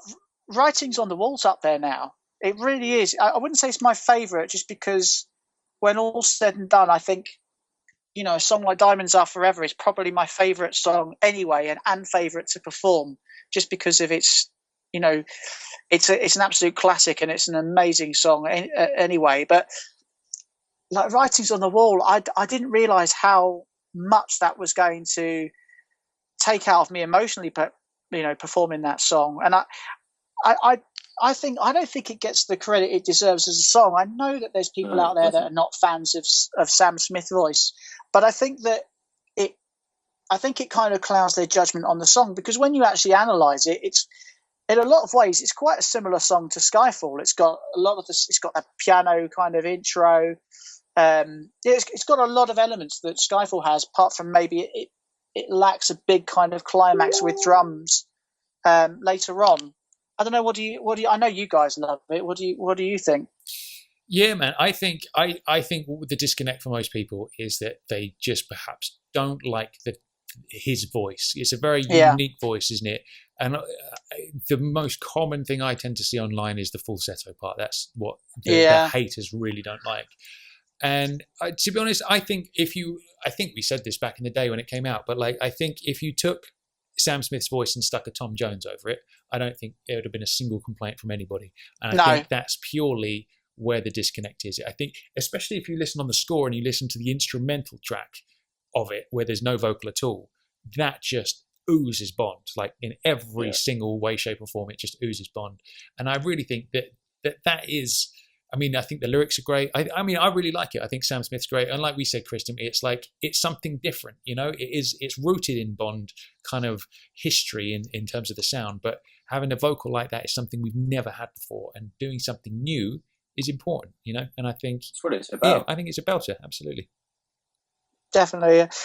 Yeah, I mean, so going back to the question, that's one of my favourites to perform. And strangely enough, another one that I really enjoy, which is going to surprise a few people, I really enjoy doing Another Way to Die, because we absolutely rock the hell out of that song. Yeah. And, you know, you saw it, obviously. I mean, David, the guitarist, he's bouncing off the walls in that one. But he's got a wireless setup, so it means he can go and roam. So he really goes out in the audience and really entertains it. And you always see everybody's faces light up. And it's always a surprise as well, because they're all expecting it to be rubbish, the song. And then, you know, it's not as bad as they. I think the trouble with that song was the production of it on the original. I think it's a little bit far out there, the way they've sort of put that song together. It sort of reminds me in some ways of Die Another Day. It's not a traditional produced Bond track. Do you know what I think? I remember when I first heard that, and I think what it is, I don't think it's a bad song. I actually really like it. I think it's a great one. What I think is the problem there is there's a lot of noise in it. And I think you could tone that down. Like in that intro, you've got all those sort of like, you've got the first as an intro, that's great with the horns. And then you've got this little bit where he's like, and there's all, and it's just like you could chop so much of that out and streamline it. And I think if you were to do that, it would be less sort of like messy and more of a tight Bond song. But then that's Jack White, and that's what he does, isn't it? He's like, you know what? I absolutely love Another Way to Die. I've ever since I've heard it, I think it's amazing. I think Daniel Craig's films have had the best songs out of, in terms of like a batch. Obviously, Connery's got some classics, but I love them all. I like all of the Craig songs. Amazing. I've never understood. I've never understood the hatred for Another Way to Die. For me, it's a classic Bond song, and I've always put it down to it being associated with Quantum of Solace, which itself was panned and what have you, to a certain extent. But obviously, it's got to be something else. But for me, I love it. I think Another Way to Die is a great song. For me personally, but I seem to be in the minority with that. Yeah, no, I agree with you totally. I just think in terms of what I was talking about there is with the people that don't like it, I think that's probably what the cause is. It's just that there's a bit of extra noise in there. You could have perhaps peeled back a bit, but you know, it is what it is. I think it's a belter for sure. Yeah, that's what I mean by the production, I think, Tom, as well. You know, I think the elements of it are fine. I just think the way they've put it all together, as you say, it just sounds really cluttered. And even on top of that orchestration at the start, there's some sort of funny effects, isn't there? Where that kind of wailing voice as well, isn't there? You know, it's just all a bit over the top. I think when all's said and done, I think you need a Bond track needs to still have that retention of the full sound of an orchestra mixed in, maybe with whatever the modern sound is, you know, the rock and the pop. But I don't think you can go too far into the sound effects and the kind of overly produced sound of a lot of pop tracks now.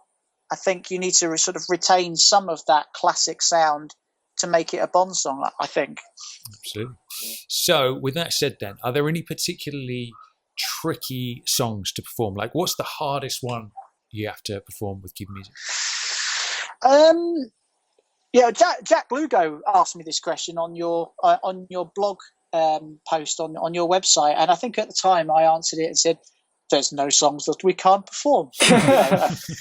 But actually, when I think about it, there's a couple of little things that crop up now and again when people come in and guest with us if we've got a missing musician or something. And funny enough, Another Way to Die is one of those things, because the songs, the way that the drums sound, it sort of sounds like the drums are in half the tempo of everything else. If you listen to it, like the song's in 1, 2, 3, 4, 1, 2, 3, 4, but the drums like doom, doom, 4, 1, 2, 3. So what tends to happen is, does that make sense? What I've just said there, by the way. Yeah, I was just enjoying it. Yeah. So what tends to happen is that people come in, and I'll always say on the sound check, I'll just say, ladies and gents, can I just remind anyone, you know, the new guys tonight, you know, bear with me. I don't mean to patronise you. I know you're phenomenal musicians, which they all are, you know, top of the game professionals, but it's amazing how many of them get into the swing of the gig and just enjoying it and stuff, and then they get to that bit and it'd be like a brass player's got 8 bars rest and they'll start going 1, 2, 3, 4, and we get to the end of the 8 bars and they haven't come in because they've been counting in half the speed that they should be. So that's one. I mean, it's only a minor little thing. Another little thing that I think you mentioned, I've just listened to your podcast on the first set of Bond songs, and I think one of you mentioned about Live and Let Die is the only song that's got sort of really different tempos in it, hasn't it? Yeah. I think you mentioned that. And that can be a little bit of a tricky one to perform because, you know, going from the slow tempo to the quicker tempo, and it's not even exactly double speed, it's just quicker, and it's everybody kind of jumping on that bus at the same time and not leaving any passengers behind. But, you know, I mean, that sort of thing usually gets covered if you do a decent sound check.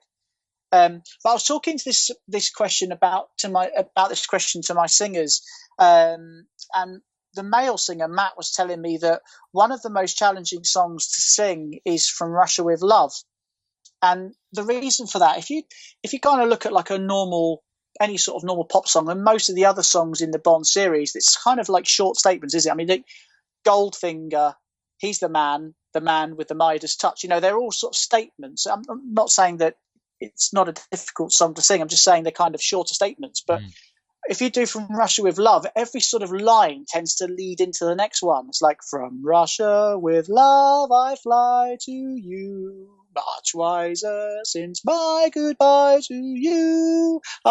There's almost no room for that a was breath. beautiful, by the way. Yeah, it's just like having Matt Monroe in the room. I'm clearly not a singer and not a keyboard player, but there we go. But no, I mean, he was saying, you know, breath control wise, that's a really hard one to sing, and I think sometimes if you hear people covering that song, they kind of forget that I mean, that was Matt Monroe's great skill. You know, his ability as a crooner, as you said on the podcast. You know, he was a proper singer's singer, and he used to sing those great big long lines. Had a fantastic breath control to get through all of that. And yeah, so that could be a bit of a challenging one, I think, for some of the singers. I think BB Doll's got good breath control, hasn't she? Very true. So, yeah.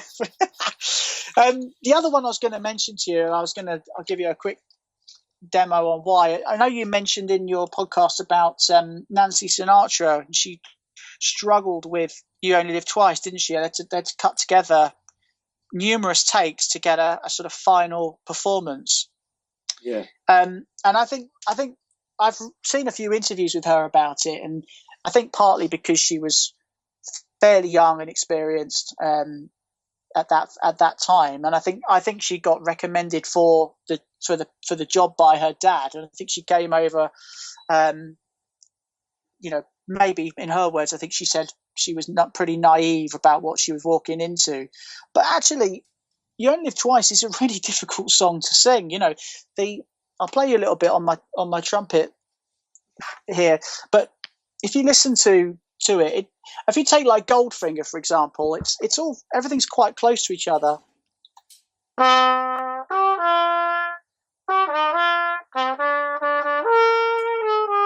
You know, it's all those notes are sort of really quite. I feel like I'm driving through the Swiss countryside right now. Yeah. But, you know, You Only Live Twice, it really leaps around a lot.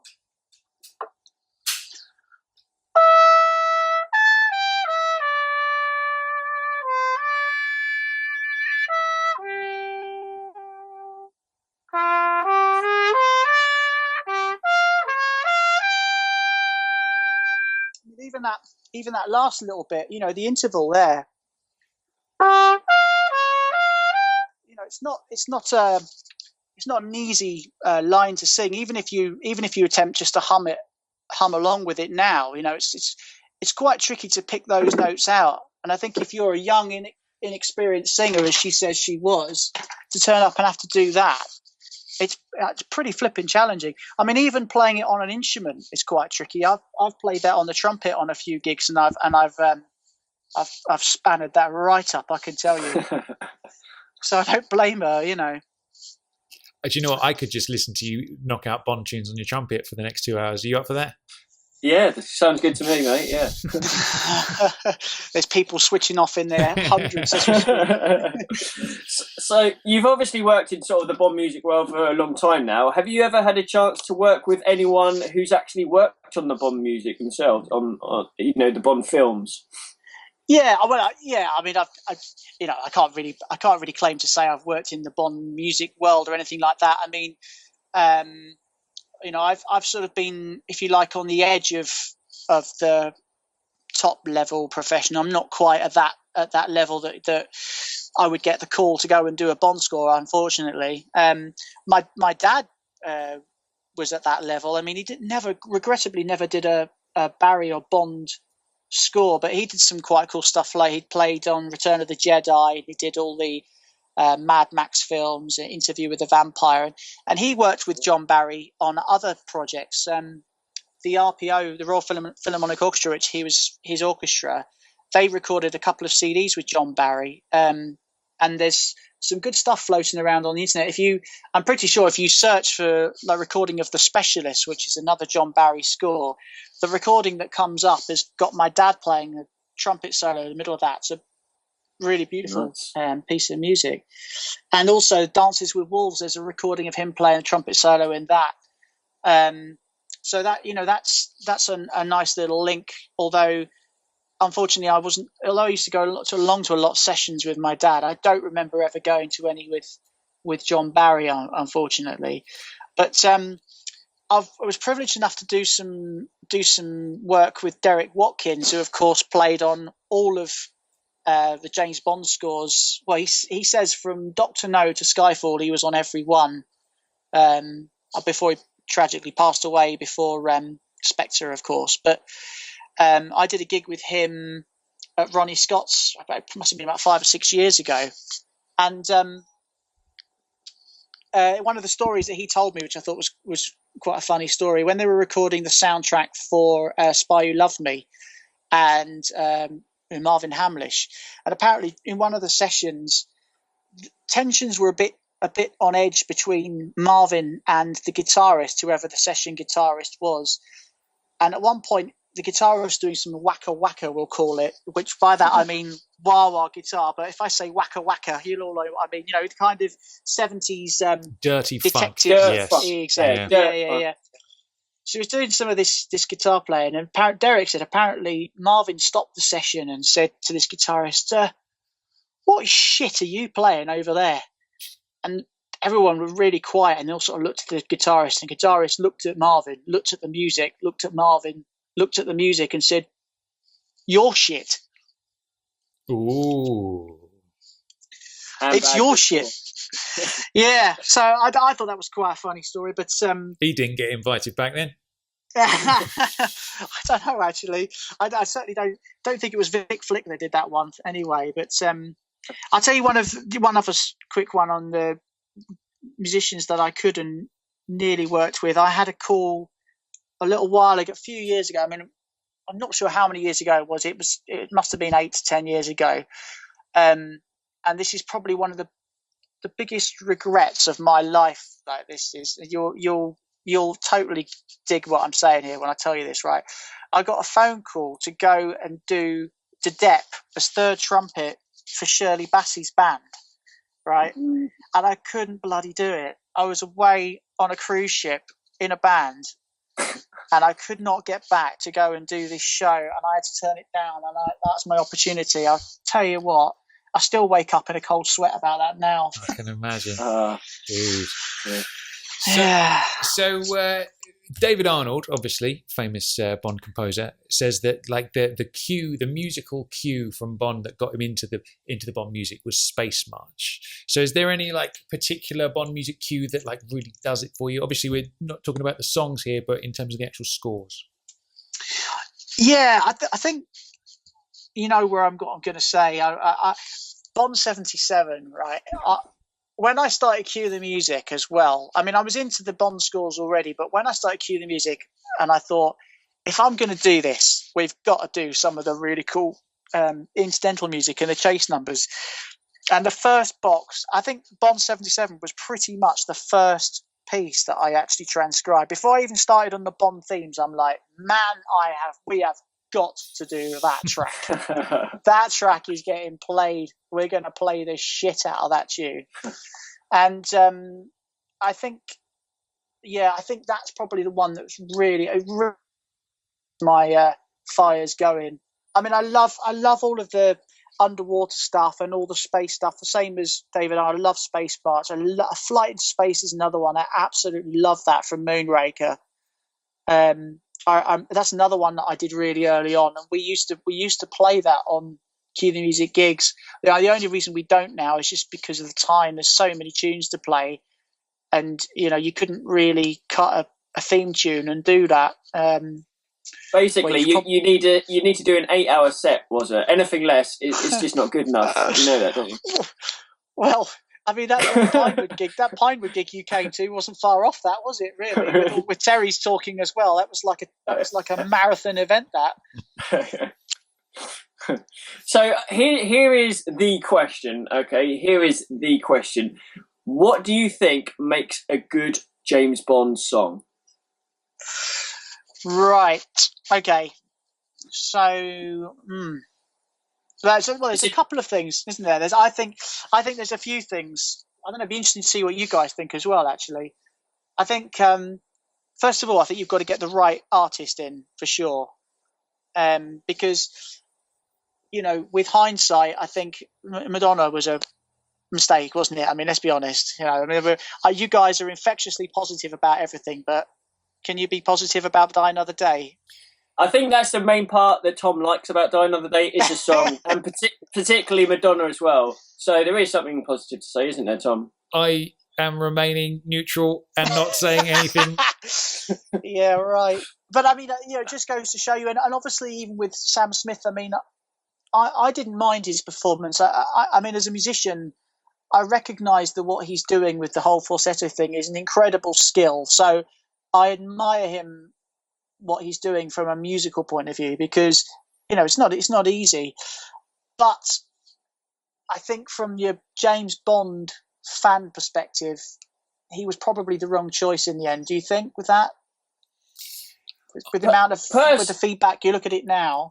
Well, personally, for me, I'd say no. I think it was great. I think it was a brave move. I've got no issue with him at all. I think. I just think, I think it was great. I think anyone, that song can be done by other people and it would be good, but I don't see why. I don't see any issue with it. I'm not saying that I have an issue with it. I'm saying that. Do you think that maybe for the general James Bond fan? I mean, overall, would you say the feedback from a James Bond fan for Writings on the Wall is positive or negative overall? I would say it was almost overwhelmingly negative. But what I will say is I don't think this is going to come across as a slightly weird thing to say, but I don't think they're all that worried about it, to be honest with you. Yeah. I think another Oscar-winning number one, isn't it? Yeah, and I think ultimately they made a creative choice and they went with it. For me, I have no problem with it whatsoever. I think it is a banger. I think which in the grand scheme of things, a few people not liking it and being very vocal about it isn't going to make them lose any sleep. I think ultimately it did what the Bond song has to do in this day and age, which is sell a lot of copies, get a lot of eyeballs on the film, and get a lot of press. And that's ultimately what it did. As far as the business side of things goes, that's what the song is for, isn't it? It's essentially a big advert for the movie. So I think from their perspective of that, I don't think they would think twice about doing it again along those kind of lines. No. I think the thing is, when you're choosing an artist as well for the Bond song, you've got to get someone that's on the crest of the wave for the at that time, and he is a massive name at the moment, and they've always done that, haven't they? They've always gone with a name that's sort of really, really, the perfect person for that time, I think. And I think as well, I don't think they would ever be like almost sort of bullied into making creative decisions based on the feedback. Like because for example, Die Another Day came out, and there's no arguing against the fact that it was a massive success. You know what I mean? Yeah. The film in general. everybody slates that film. It was a massive success, and I feel like they changed tack. They could so easily have dished up another one like that, and they changed tack because they realised they'd taken it too far, and it was like, you know what, this isn't the way to go. We want to do this now. And I think ultimately they should be respected more for like making creative decisions that they think are the best ones to make and going with them. And I think ultimately, if they started listening to people critiquing the films and, you know, fans going, this is shit, this is rubbish, ultimately, if they started pandering to that, it would dilute the finished product. So I think all the power to them, you know, even if the odd song comes out that you don't particularly like, all the power to them, I think. And Tom, as well, you know, you have to say Die Another Day was extremely successful as a song as well as the film. The song was yeah. No, but it did. If you look at where it came in the charts in comparison to a lot of the other songs, I think it picked at like 7 or 6 or might have been higher. And it's, you know, relative to a lot of the other songs, it did a lot better. And even in a lot of those polls, it actually comes a lot higher than I always think it should. Well, I think we should move swiftly on, don't you? So you mentioned obviously getting an artist, a title artist, is of paramount importance. What else do you think is part of the ingredients of a good Bond song? Okay, well, I'll tell you what. I'll give you a couple of areas, Salai, and then I think we can maybe break them down. So I think you've got to look at the production of the track, the orchestration, the chord structure, and the lyrics. That's the other thing. So maybe we could have a chat about a couple of those things. What do you think? Like production-wise, I think I covered that already, but sounds good. I think with the production, I think you've got to keep an element of the classic sound to it. You know, I mean, I think for me, I think where they went a little bit wrong with Die Another Day, and to a degree with Another Way to Die, is they went a little bit too crazy in the studio with effects and, you know, the sort of tools at their disposal in the studio. In the end, you know, we get a really great orchestral sound and a fantastic singer. That's all you need, and Skyfall's proved it definitely, and even Writings on the Wall, the success that it's had commercially outside of what we've just discussed as like maybe the general opinion of Bond fans. You can't argue with the fact that it's you know, another Oscar-winning song, and it's the first ever #1. Yeah, I think. Do you know what? I think when you look at something like "You Know My Name," for example, I remember hearing that for the first time and thinking, "What on earth is this?" And it didn't represent what a Bond song, like the Bond sound at the time. And I remember hearing some alternate mixes of it, and one of them had like barely any brass. It might not even had any brass on it at all, and it felt like a Foo Fighters song. Do you know what I mean? It was all big chunky guitars, and that was that. And I was like, oh, I'm not sure about this. But then the version they actually obviously used with all the big horns and the strings and stuff, I would say to me that sounds like a straight up rock song, but with the Bond flavor added. And I think that's like, you're right, you do need that flavor in there. And I think something like Die Another Day, to me, sounds like a song Madonna had sitting in her drawer, and she was like, yeah, let's just use that, bollocks to it. Do you know what I mean? And I think I don't think there's any real Bondian flavour. And we said the same about, well, I did anyway, similar thing about For Your Eyes Only. Like, when I compare that to all the songs that come before it, there's like, it just feels like a straightforward pop song again. I don't feel like there's that Bond DNA in there. Do you know what I mean? But definitely, I think that also kind of encroaches into the next bit I was going to say about orchestration. I think you mentioned it. I think you touched on it in the podcast anyway. But, you know, with For Your Eyes Only, it's missing the kind of the strings and the brass, I think, in that, isn't it? You know, it's very, very heavily synthesized, and obviously that's the sound of that particular era. But as time's gone on, they keep coming back to having those rich kind of Barry-esque high string lines and thick brass. And, you know, with that sort of orchestration, you know, you're onto a winner. And, you know, I think that's when we talk about the Bond sound for a song, I think that's definitely a key part of it, is having, you know, even if you've got like a rock band, even if you've got something like Chris Cornell's track, you've still got the brass on the better versions that you're talking about. You've still got the brass there, and you've still got the strings there, even though it's a very heavily led guitar track. You've still got those strings there, and that's what sort of roots it in the Bond sound, I think. Absolutely. So would you say then, like, would you say that the Bond sound is the John Barry sound? Like, what would you say is the John Barry sound? Well, I mean, actually, I've got some strong thoughts about this, but it's it's trying to put it in a way that's going to be accessible to all your listeners that maybe aren't musically based. But I think a lot of John Barry's sound stems around what he actually did in the James Bond theme. You take that last chord of the James Bond theme, and you actually, Tommy, got your guitar there. You could whip it out. Do you and know give what? us I don't, but you mean that clang at the end, exactly, don't you? That's what you're referring to. I did some air guitar Yeah. for you there. Yeah, I mean that.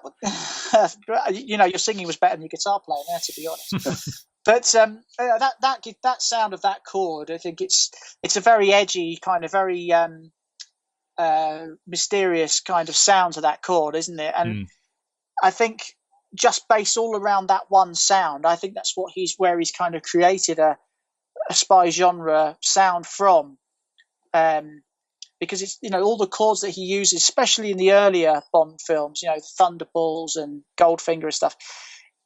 It's all around. All of his incidental music is based around creating chords that make you feel uneasy. They're not kind of sort of stereotypical chords. I don't think that you'd hear. They're a lot of jazz chords. I mean, he's clearly got a lot of influence from his jazz roots. And they're chords that have been used in jazz for decades before he's using them. But it's the first time they've been used in that way. And, of course, those kind of really complex chords that he's using that make such an edgy kind of unsettling sound is, I think, what you need in a James Bond film, because you want to feel there's an element of danger, although, he always comes out on top in the end. But when he's going through that journey, when he's doing his sneaky stuff, as you always call it, Tom, yes, you need the right accompanying music. And I think that I could go into a really kind of heavy analytical musical, but I won't, because everyone will fall asleep. But I think it's all stemmed from that last chord in the James Bond theme, that ninth chord, as it's called. It's the minor major ninth, isn't it? Is that what it is? That's right. Yeah. Basically, it's a combination. If you kind of analyse it, it's a combination of two chords. It's a combination of a minor and a major chord. And at a sort of really kind of rudimentary level, music's made up of minor and major music. And normally pop tunes are divided into either a minor key song or a major key song. Happy or sad, isn't it?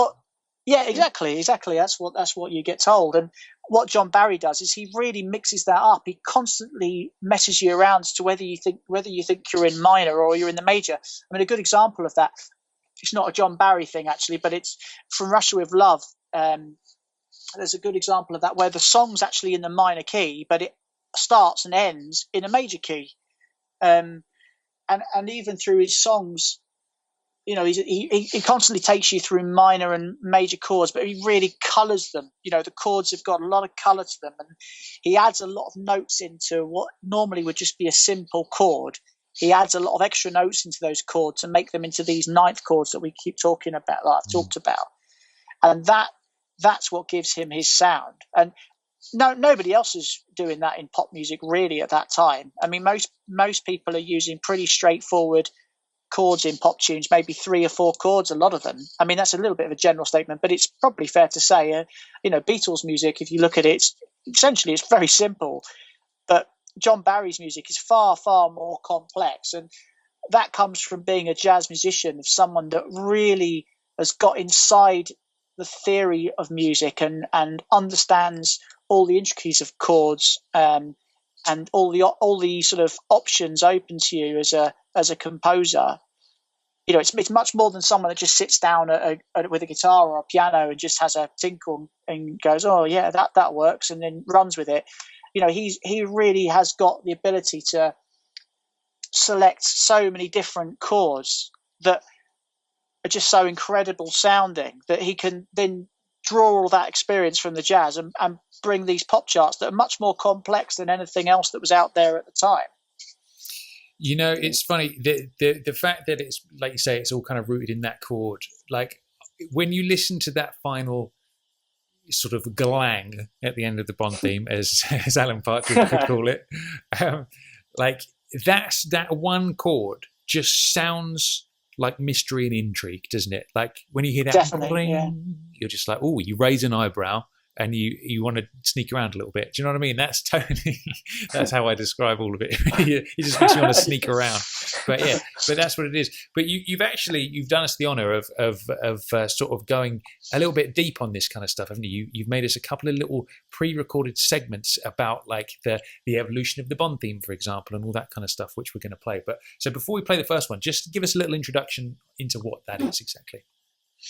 Okay, so with regards to the James Bond theme, I was sort of looking at how over the course of 50 years it's changed and it's been tweaked, and some of it's been done more recently, but even John Barry used to make little adjustments to it as he went. And this video kind of talks you through some of those adjustments. I'm sure some of them will be very obvious to people, but maybe some of them are not ones that people have necessarily noticed. Or maybe they've noticed and not really know what's going on. So hopefully I go into a little bit of detail about that, and hope it's interesting. All right, let's have a listen or a watch if you're on YouTube, and hopefully we'll learn something about the Bond theme. Let's do that now. So let's have a little look at the James Bond theme and how it's evolved over the years since 1962. One of the main bits that's changed a lot is this little bit here, which I'm going to refer to as the stabs.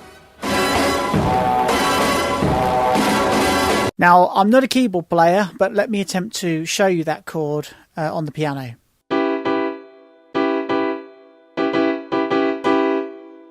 Now, in that Dr. No version, you can hear the notes are all the same. The chord stays the same. It doesn't move. But by Goldfinger, John Barry's already moving the chord within that little stab section. Have a little listen to the Goldfinger gun barrel and you'll see what I mean. Now, granted, it's not ridiculously obvious in that Goldfinger gun barrel, but bear with me a second and you'll see it becomes very obvious quite soon afterwards.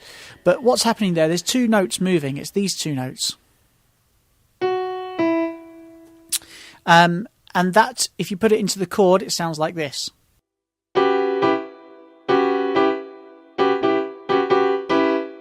Now, by the Thunderball gun barrel, you can really start to hear it, and it's on the French horns. So if you listen for the French horns, you'll hear them moving on those stabs. So with this moving two-note pattern, Barry's got a little bit of material that he uses quite often. If I play you Bond is Back in Action from Goldfinger and you hear this, that is, of course, the same thing. So by the time he gets to On Her Majesty's Secret Service, he actually tries something completely new. He goes and switches it round and goes the other way. Here's the gun barrel from On Her Majesty's Secret Service. So those two notes, clearly they are ascending now. He switched it round, it's going up, and that pattern is something that gets used in quite a lot of places as well, even by other people, not just John Barry. If you take Skyfall, the scene when Bond opens the garage and finds his Aston Martin, you hear this. Now, of course, that is that line going up. And that pattern is something else that gets used by David Arnold, this time in Casino Royale, right at the end, and this is the name's Bond. But if I go back to the original key and take those three notes,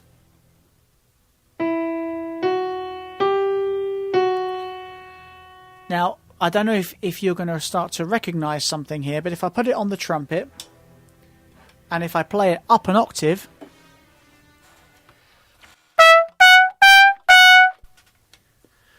probably don't recognise it too much from that, but what about if I put some repeated notes in there?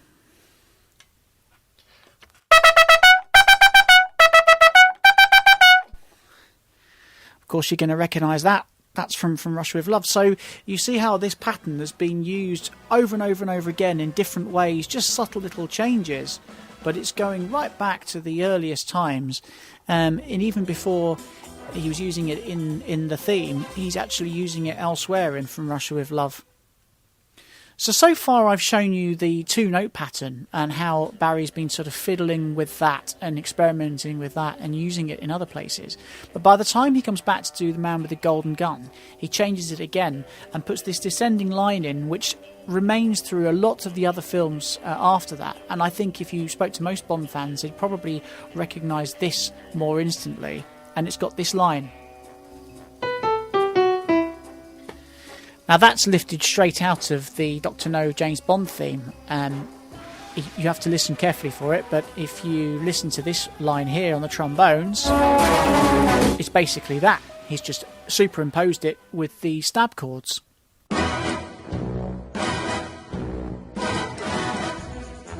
So this descending line stays through a lot of the Bond films, certainly through the Barry ones after that point. Bill Conti in For Your Eyes Only uses the Dr. No version, there's no movement there. And a lot of people worldwide in their arrangements, they just have, the James Bond theme just have that non-movement.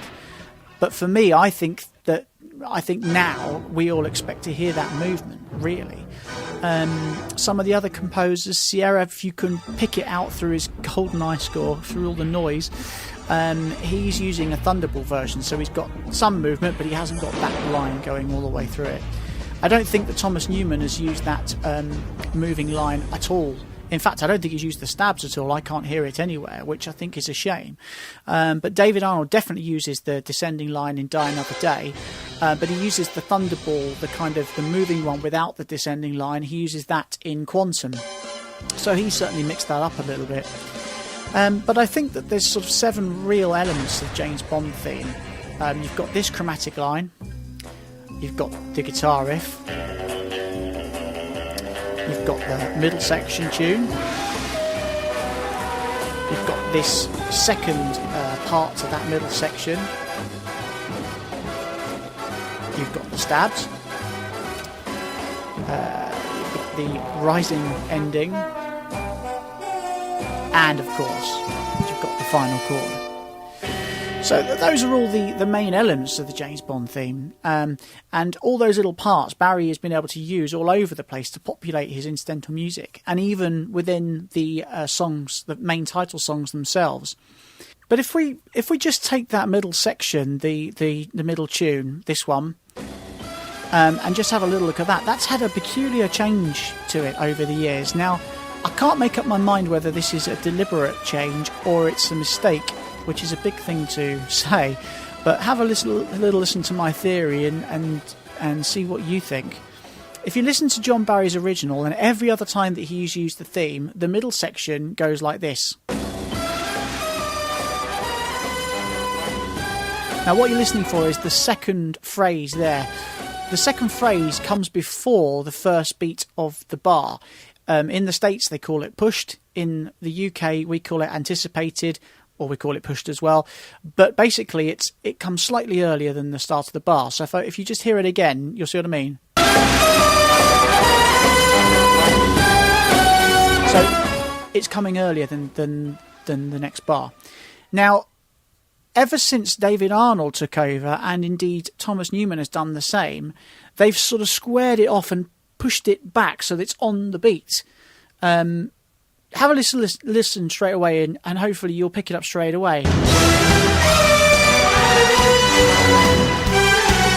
So there, it's been moved back. Now, I don't understand why that's happened.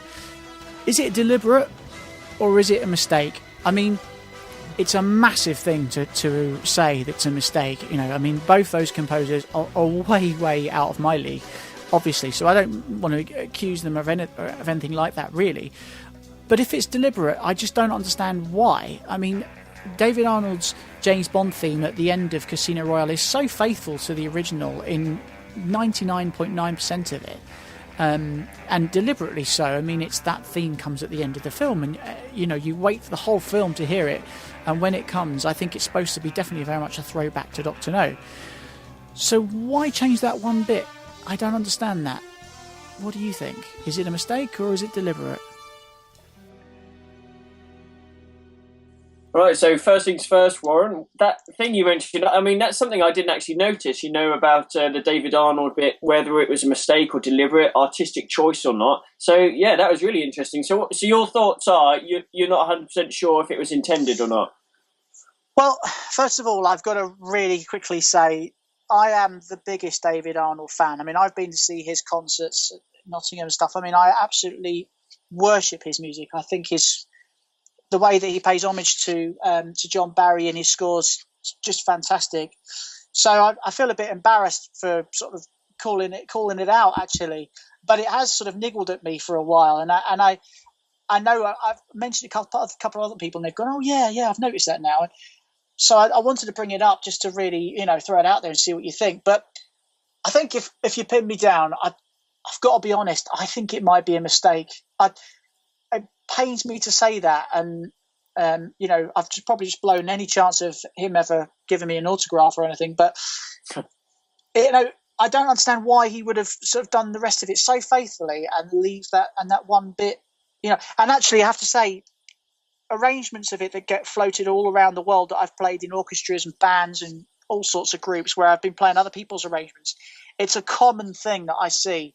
Very, very common that it's moved that quaver later. It is what it's called. It's put on the beat, and I just wonder whether it's a mistake that someone's made somewhere, just keeps getting passed down, and maybe he's looked at another score. I don't know, but I don't know. What do you guys think? So you think it's probably because. Could it be artistic choice? Could it be because obviously we've had so many variations of the theme, different orchestrations and what have you? Could it be that it's just a little tinkering just to see what it sounds like, and maybe they actually like that little change and then thought, well, actually, this is what I want to use instead? Is that a possibility? Do you think maybe, or is it? Yeah, of course, yeah, absolutely. It could be, but it just seems like an unusual one. It's such a small thing, and it's a sort of thing that could easily just be something you're just writing it out quickly, and you just sort of maybe don't notice it, and it just ends up staying there. I don't know. Like I say, I mean, that you just take, for example, you take the Bond theme at the end of Casino Royale. It's so authentic to that Dr. No James Bond theme, and it's got a bit of strings in it, which of course the Dr. No one didn't. But other than that, it's absolutely identical, and that little one note is the only thing that's different. So why would you just change that one thing? I have an idea of what it might have been. Oh, go on. If Barbara phoned me up and said, "Tom, we want you to score the next Bond theme," next Bond which movie, she's about to. I'm waiting. Oh, yeah. I'm waiting for it. I must be honest. I might think, do you know what? Right, I'm not gonna piss about. I'm gonna do the Bond theme. I'm gonna stick it here. I'm gonna do it like this. I'm gonna stick it faithful to Dr. No, but I'm gonna change one little thing, which is my little signature thing for this theme tune, to make it my version of the theme tune instead of the original. It might have been something along those lines. It could well have been, yeah. It could well have been. There you go. Well, we'll ask him. I'm sure we'll get him on the show at some point. We'll track him down, and we'll be like, "Wait, Warren says you cocked it up." No. Oh God. Good stuff. Do you know, guys? I honestly, I'm such a massive fan of David Arnold's, and I really, really hope that they bring him back for the next film. I really enjoyed Thomas Newman's score on the last film. I mean, I wasn't massively keen on the Skyfall one, but I think Spectre was an improvement, and I definitely didn't hate it. But when I listen to them, I just think David Arnold's scores are just absolutely class, and I think he really gets it. I think he really gets the whole John Barry sound, and you can come away humming a lot of David's tunes, which you can't do with Thomas Newman's. And Thomas Newman, I've seen an interview with him. He said, as far as he's concerned, film music should be interesting when you're listening to it, but as soon as that cue's gone, it should be instantly forgettable. And for me, I don't think that's what a James Bond score's about. I think, I mean, goodness me, all the guess the cues that you guys do on your competitions, and so much of it you can straight away immediately attach it to the film, even if you're not able to attach it to the exact scene.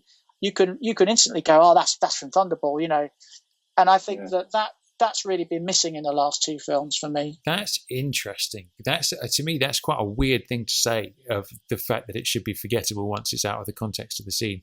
Because for me, and I would probably hazard a guess for most people, when you hear one of those music cues where it's, you know, the nee, nee, nee, nee of the spider crawling up the bed, you're instantly in that moment again as soon as you hear it. Do you know what I mean? I think that's quite a weird statement to make, to be honest. And listening to the Spectre score, I must admit, I wasn't the biggest fan of it, because to me, it sounds a bit too sort of like there's not with this. Well, I say that with the exception of the pre-title sequence. I think the music in that is amazing, and I love it.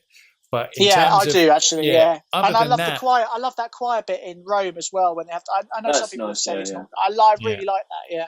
But it's kind of like I struggle to pick out any pieces other than that. Do you know what I mean? There's like like you, if you think of On Her Majesty's, for example, you can hear the score when you think of certain scenes. Whereas with Spectre, I just don't. And I must say with Skyfall as well, I don't get that feeling from the Thomas Newman scores. But that's interesting. He's coming in from a completely different angle. Then, if his, like for example, I imagine David Arnold would come in from the same sort of angle as John Barry would, and make these real sort of like set piece musical pieces.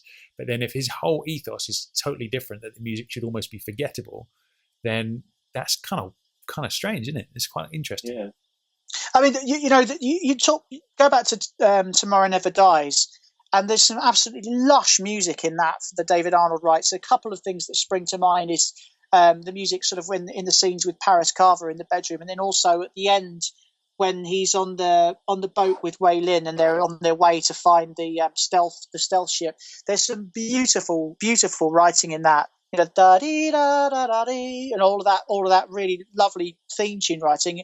You know, where's that in the last two films? You know, I think I really missed that. You know. Yeah, absolutely. Yeah. Bring back David. That's what I say. Bring him back. Let's have him back for 125. So I tell you what, something else that's interesting in that first video he did for us, which is the part that kind of changes a little bit, that at the kind of intro of the Bond theme kind of thing. So like one of the things that kind of gets me with the Thomas Newman version of that is he actually takes some notes away, doesn't he? You know, so like the part, I'm going to do some amazing orchestral singing now, but like you've got the intro of the Bond theme, that was like the very first one, and then as you go through, as you explain in the video, you've got the and you've got those kind of little changes in that section. Now, what he does in Skyfall, for example, when he rides the bike off the bridge onto the top of the train in the pre-title sequence, he does the and he misses out the last bit. And I always feel like it's, I don't feel like it's complete. And it sort of drives me a bit mad, because it's like, just finish it. That just needs two more notes and it's done. Do you know what I mean? And he does the same thing again in Spectre when he's flying away in the helicopter in the pre-title sequence. Yeah. What are your thoughts on that? Why? Yeah, again, but maybe it comes down to what you were saying before. Maybe it's just down to them trying to put their own little stamp on it. But I think, I mean, the thing is, the Bond theme gets used so little now, doesn't it? I mean, you compare it to some of the early films, it used to get rattled out, you know, quite often in the films, didn't it? Especially the really early ones. But we're hardly really getting any of that Bond theme now. And when we do use it, it's a shame not to have it. The little time that we do get it, it's a shame not to have it in its pure form, isn't it? Yeah. Yeah. I think we've talked about that before, where in terms of royalties, because the composers, it's not their own work, they don't get the monetary sort of, you know, pay for it. But what sort of an alternative is, obviously the film would be great. Like I'd love to hear a sort of a brand new, fresh orchestration of it used really well. But the alternative is looking at, for instance, Live and Let Die, where you've got a killer theme tune, and that is so good that it's used within the film as almost a Bond theme substitute. But it's done so well that it doesn't matter. Yeah. So Majesty's is another good example as well, isn't it? Exactly. So even, I mean, I miss the Bond theme. I'd like to hear more of the Bond theme in future Bond songs, in future Bond films. But even if we don't get that as much, what I'd love to see is get a theme song. Like, I think Writings on the Wall was a perfect opportunity. We heard a little bit at the end leading into the pre-title sequence, and the bit where he's on the train with Madeline Swan, gets a bit romantic. But I think that's like the only very brief uses of it. But those strings could have been used, we could have heard a lot more of that instrumental throughout the film, and even different versions of it, maybe for action scenes if it was, given a bit more pizzazz or something like that, a bit more energy. And I think that's been missing from the last few sort of films as well. Sort of a real strong theme song, which is used throughout the film, because that was a Barry sort of, he loved doing that, didn't he? Oh, definitely. I mean, you actually, when you look at the last film, I can't really think of too many examples where he uses strings in that way anyway, in Spectre. And when you get that scene when the train comes and you get that string version of Writings on the Wall, it's stunning, isn't it? And that's what David Arnold did a lot of, those really stunning string lines. And you're right, it I think it's massively missing, and also it gives a real connect between the theme song and the film when they weave it through the score. Like Thunderball, even though he changed from Mr. Kiss Kiss Bang Bang to Thunderball the last possible minute, there's still loads of Thunderball in that score, isn't there? So John Barry's obviously gone away and rewritten a lot of the score really quickly, as well as the song, to get Thunderball in there. Yeah, I think that is largely what is missing these days in recent times, because like you go back to, let's take all the Connery movies, for example. Every single one of those, the actual theme tune of the song is weaved in the score, and it gives it that flavour, that it's a Bond score, and you get your Bond theme and all the rest of it, but it makes it its own sort of identity. And I think when you don't do that, it would be easy for one score to another score just to sort of all blend into one. You know what I mean? Like, say you had 5 Bond movies where the actual theme song wasn't weaved into the score. It's like, what's going to set each of those scores aside from each other? Do you know what I mean? I would wager that anybody, even casual fans, would be you just play a bit of score, and Man with the Golden Gun is another perfect example. They would know that's the Man with the Golden Gun purely based on the fact that you've got some of that song in there as well, and that would be recognizable, and there's something for you to lock into as a listener. And it's a shame that we don't get that these days. It really is. Part of the problem probably is the fact that you've got 2 different people doing the 2 different parts. You've got a completely separate artist doing the title song to the, because John Barry used to compose the songs himself, obviously, a lot of the time, and then weave them in.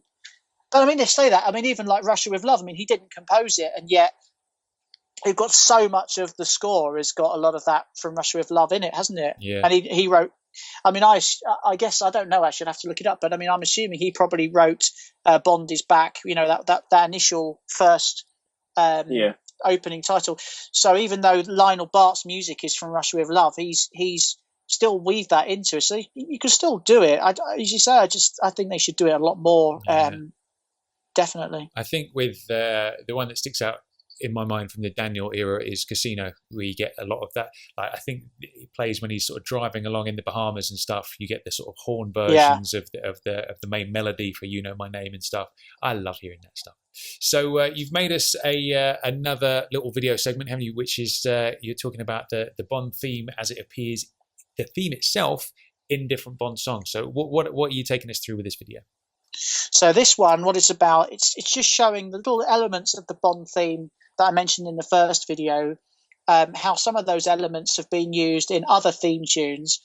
And then, of course, I go on to say about some of the theme tunes like Goldfinger, for example, that's been used in other theme tunes like License to Kill, and also show some of the links between the chord structure between songs. I think you mentioned it previously on one of your podcasts, and I've nicked a little bit of your podcast, Tom, and I've mixed it in, and in fact, you made a little prediction about Writings on the Wall possibly using the same chord sequence. So I had a little look at that for you, and investigated whether that chord sequence was in fact used in Writings on the Wall. Sweet. All right, let's get cracking then.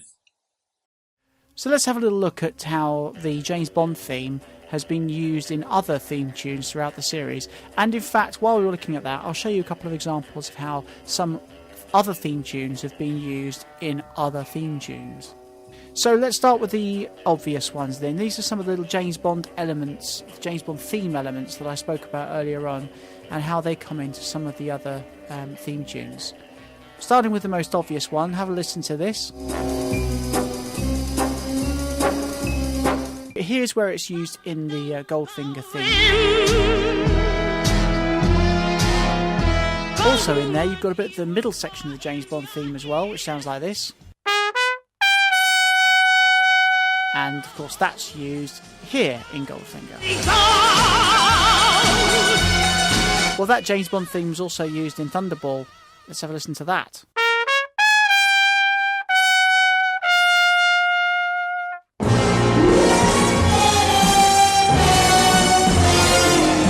And you can also find the chromatic line in there, of course.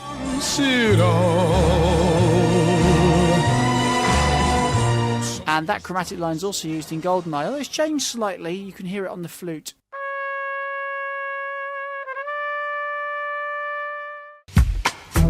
See him move through smoke and mirrors, feel his presence. Then in Tomorrow Never Dies, it's used again, although it's not quite given the same treatment, it's slightly shortened.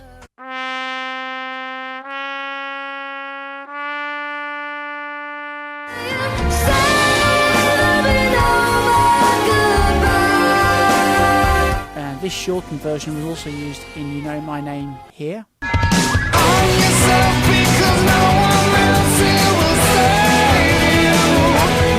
And you can find the full 4-note version in Skyfall here.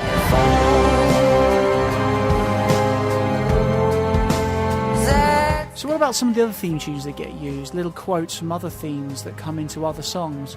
For example, if you listen to Another Way to Die, there's a great little quote from On Her Majesty's Secret Service in there. Have a listen to this.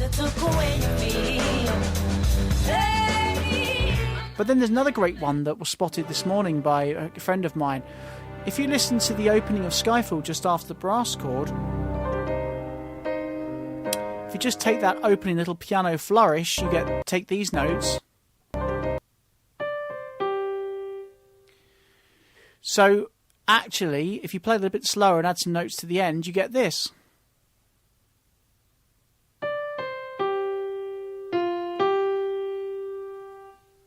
Yes, right, that's Writings on the Wall.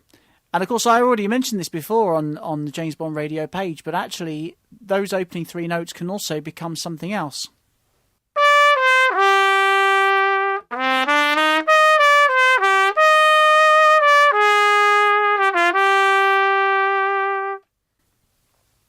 Which of course is The World Is Not Enough. So those little quotes come all over the place. But actually, what about the chords? I think it's been mentioned by Tom before about this secret chord progression that he discovered in one of his previous podcasts. Let's have a little listen to what he said.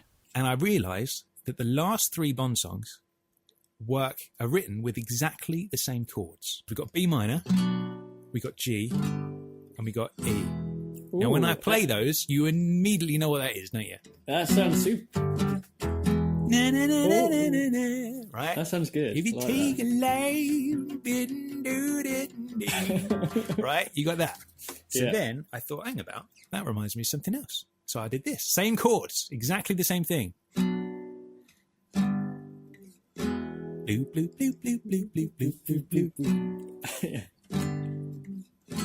Which is obviously Another Way to Die. Yeah. And then I thought, hang about, that reminds me of something else. And then if you go like this, again, same chords.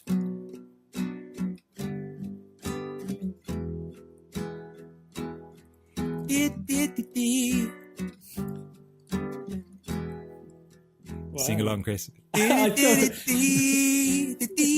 Right? That's beautiful. It's Skyfall. Yeah. Right? So the last 3 Bond films, all exactly the same chords. So I've discovered the Bond chord sequence, right? Because then what I do is I do this and I change it from a B minor to a B major, which is pretty much the same chord, just 1 note difference. And I get this. Right. Which is what? It's Goldfinger. Goldfinger, yeah. Right? Wow. Which is also Licensed to Kill. Got to hold on to you feel loving. What? Right? Yeah. Licensed to Kill. So there's the chords. Wow. So let's take a closer look at that chord progression. To do that, I'm going to need some help because I have already exhausted my limited keyboard playing skills. So I've recruited the help of one of my keyboard players from Cue the Music, Duncan. Say hello, Duncan. Hello, Duncan. Duncan's going to help with a few little excerpts. So first of all, let's have a listen to the most obvious of the chord progressions, the famous Goldfinger one.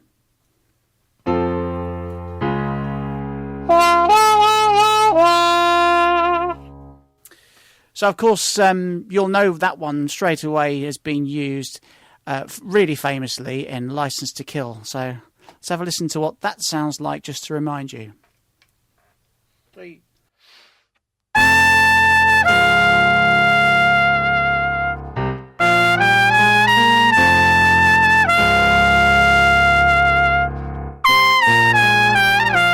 So if we take the two chords again, the two major chords,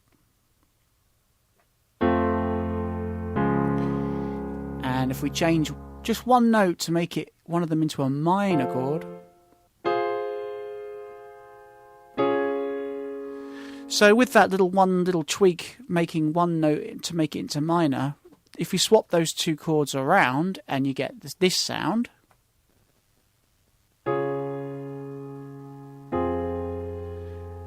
Of course, this becomes 3, 4.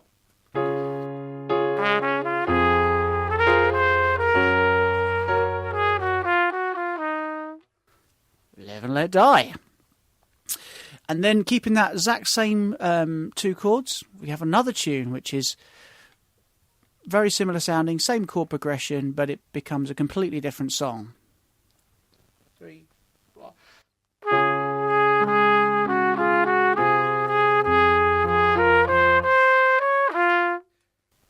Which of course is All-Time High.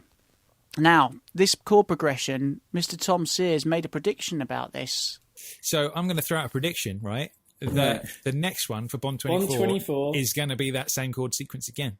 I reckon. It's 3 a good times one, though. Yeah, absolutely. I'm not complaining. All great songs. Yeah. Did they do it? Let's have a little look. Basically, we're looking for those 3 chords. C minor, A flat, F7.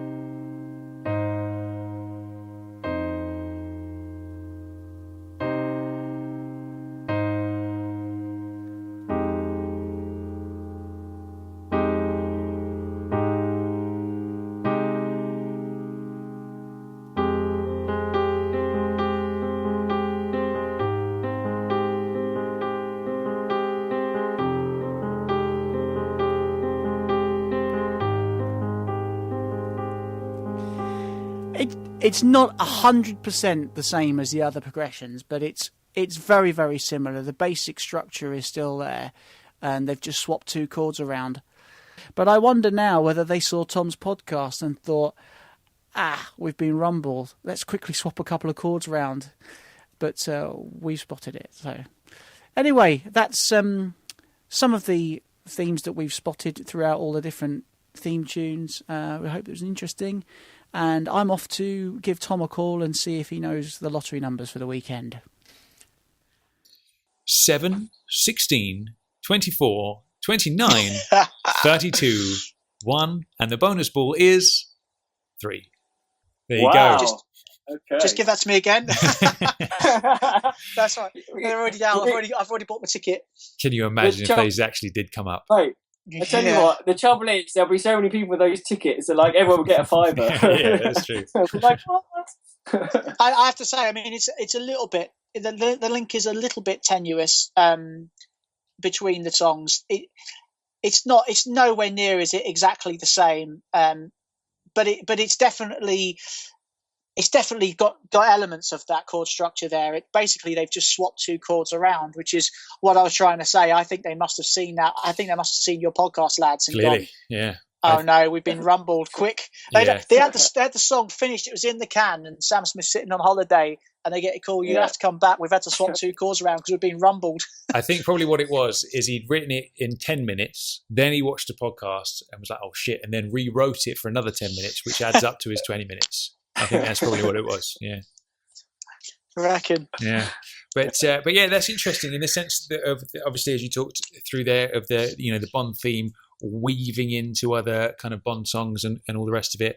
And then those little quotations of other Bond songs in other ones. I'd never spotted the Majesty's one in Another Way to Die. And to be honest, when you first sent that video through and I kind of had to listen through, it took me a couple of listens to get it. And it's in that sort of guitar line, isn't it? Yeah. I've got a little confession to make as well, right? And I've got a shout out for this one.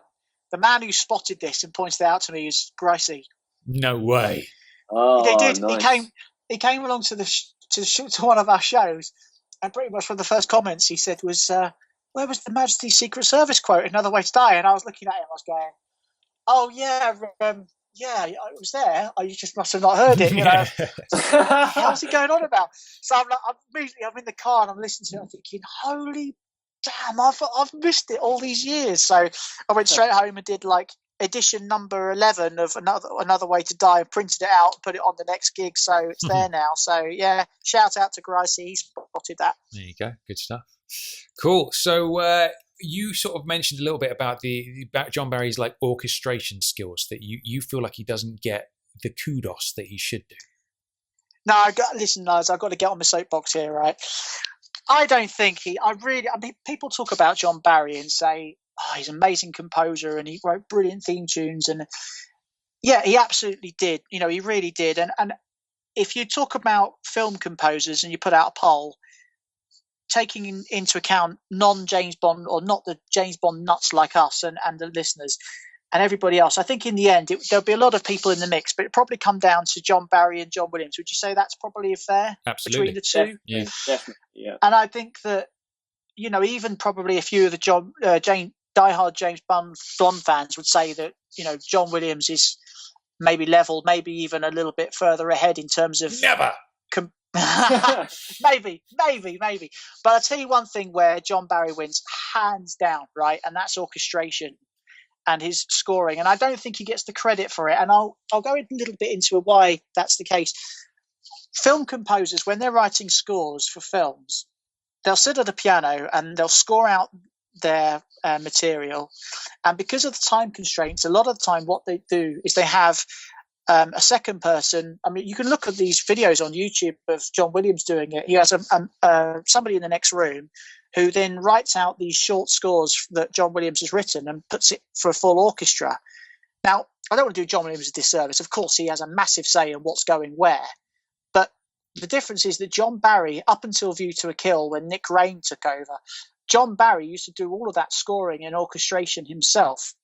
And whereas maybe you could say, if you said, right, I want to write a theme tune about a man with a fedora hat or an alien or something, in terms of writing a theme tune, John Williams is phenomenal at that.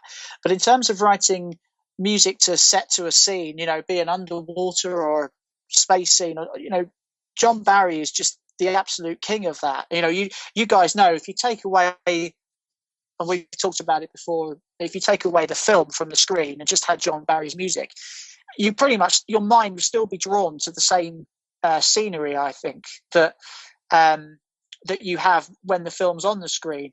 And what's absolutely genius about that, especially in the early films, things like Thunderball, is that he does that purely with the instruments at his disposal in the orchestra. It'd be very easy to go with space scene and just get a synthesizer and make a sort of echoey noise, that makes you think, oh, that's outer space.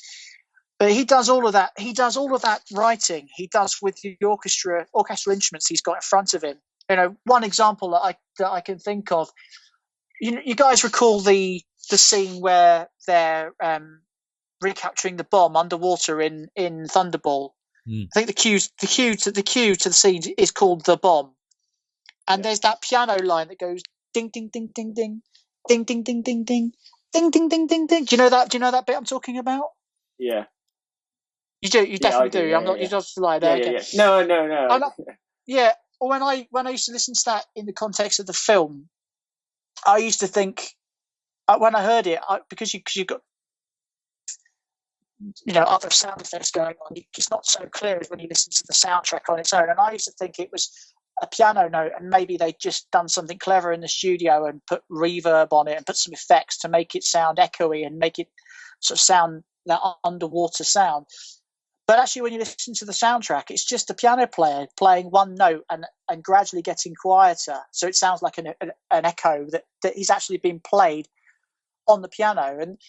And that's a total skill in itself to go and use the instruments of an orchestra and make that kind of sound without putting any effects on, without doing it, using any of the studio equipment that you could use to embellish any of those effects. He doesn't do that. I know he does that later. I know he uses a lot of synthesizers on A Majesty's Secret Service, and later on things like Living Daylights, he really gets behind the technology of the day. But his skill in those early films for orchestration is just absolutely fantastic. And if there's a debate over who's the best composer, for me, there's absolutely no debate on who's the best orchestrator and scorer. Well, do you know what I'd love to do? I'd love to get a bunch of people who have either never seen a Bond film or they're not sort of Bond fans or what have you, but just to get them in a room with a pair of headphones on and maybe a blindfold over their eyes or something like that, and just play different John Barry cues, atmospheric cues. So I'm talking Space March, I'm talking Underwater Thunderball, and basically get them to listen to it and then write down what imagery they have in their head, And so because we've seen these films thousands of times throughout our life, we know it, that even if we hear a couple of bars, we're in that film, and obviously we know that scene is an underwater scene or what have you. But for people that haven't actually seen it and don't know anything about it, it'd be really interesting to see if they would equally think about being underwater or think about floating in the air or whatever, comparatively listening to the cues. And I wonder if that would work or not. Do you think that would work, or do you think they'd just come up with something completely different? I think it definitely would work. It's one of those things you could probably never really test it, but it would be really interesting to do. I think that would be fascinating. I'll tell you something else. Like one of John Barry's great skills, he can just take a chord, stick it on the trombones, and you just get ba on the trombones, and that's all you need from him. And it's just instantly you're just there in the scene, and it's like, whoa, now I'm on edge. Yeah. Like a lot of the stuff in the Goldfinger and Thunderball, because he does quite a lot of sneaking around in those films, and instantly he'll just put a chord, a long note on the trombones, and you just go, whoa, I'm in the scene. That's it. I'm straight in here. And there's also other stuff like we mentioned on the last podcast, Diamonds Are Forever. He's created sort of a sound which is like sparkling and glittering and reminding you of diamonds, but that's done with music. Yeah. So he's making a sound that makes you think of diamonds. How that is genius, really, isn't it? To be able to do that. I'm so glad you said that, because that slipped my mind in the heat of doing this podcast. But that's one I always rave about. I mean, that opening sort of 4 bars of Diamonds Are Forever is just genius, absolute genius. Like to come up with that lick, and I've seen some of the top musicians have said quotes, and some top of recording artists have written quotes where they said, God, I wish I'd come up with that opening lick of Diamonds Are Forever. And it's such a simple little pattern, but as you say, it immediately in your mind, it makes you think of that diamond twinkling under the light. It's just phenomenal. Again, phenomenal writing, but phenomenal orchestration, putting it on the vibraphone, Yeah. Well, I'm going to hit you with a question, Warren, which I think is going to be added to all future quick fire round questions. Okay. Oh my God. And it's very apt, and I don't know why we haven't done this before. And I only want a 1-word answer, or perhaps more if they're needed, but I only want one answer. Mr. Warren Ringham, what is your favourite James Bond theme song? With one word? Or one answer. Okay. Diamonds Are Forever. It is. Cool. Okay, interesting. Yeah, I think that's definitely got to go in the quick fire round. Actually, it's got to happen.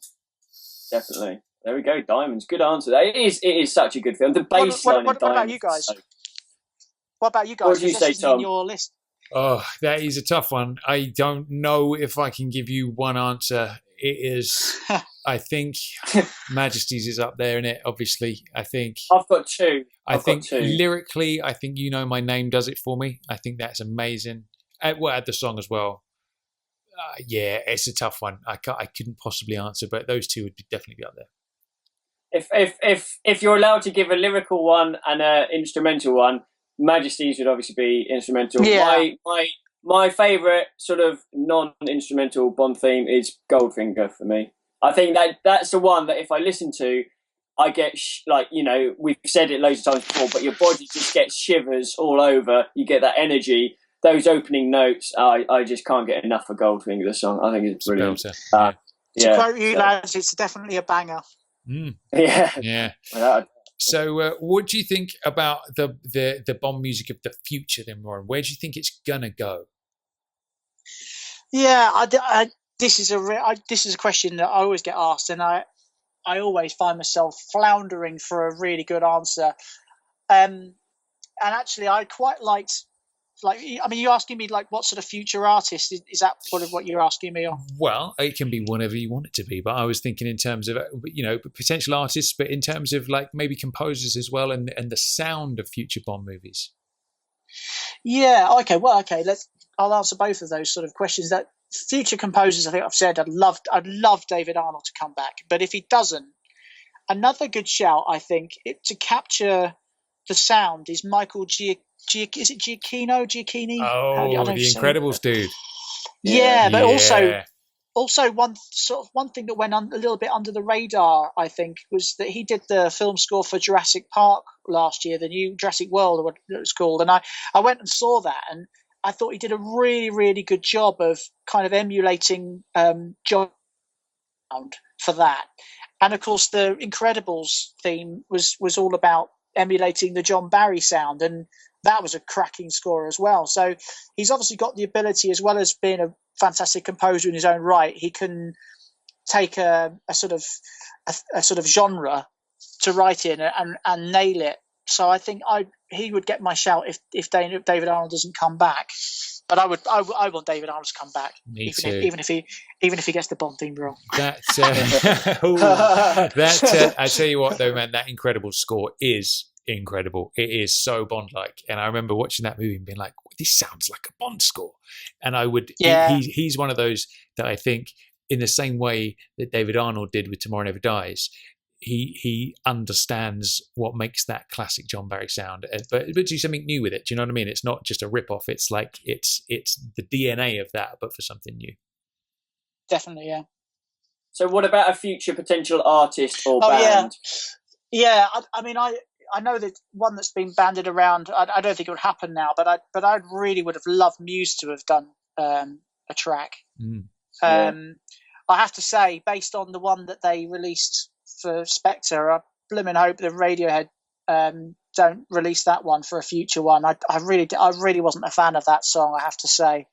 Yeah, that was odd. I don't know. To be honest, a lot of people will scream sacrilege at me now, but I've never really got that band. There's just a lot of, maybe some of their old sort of, strummy sort of poppy songs from back in the 90s, but like in recent times, it's just a bit weird, and I don't even know what it is. Do you know what I mean? It's just weird stuff for the sake of being weird in my book.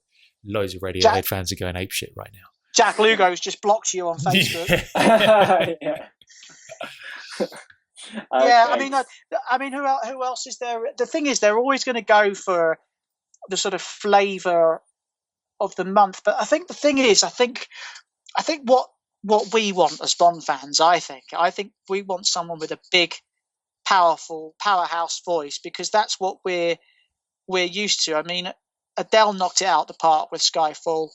And that really felt like a classic Bond song, that, didn't it? Yeah. And I think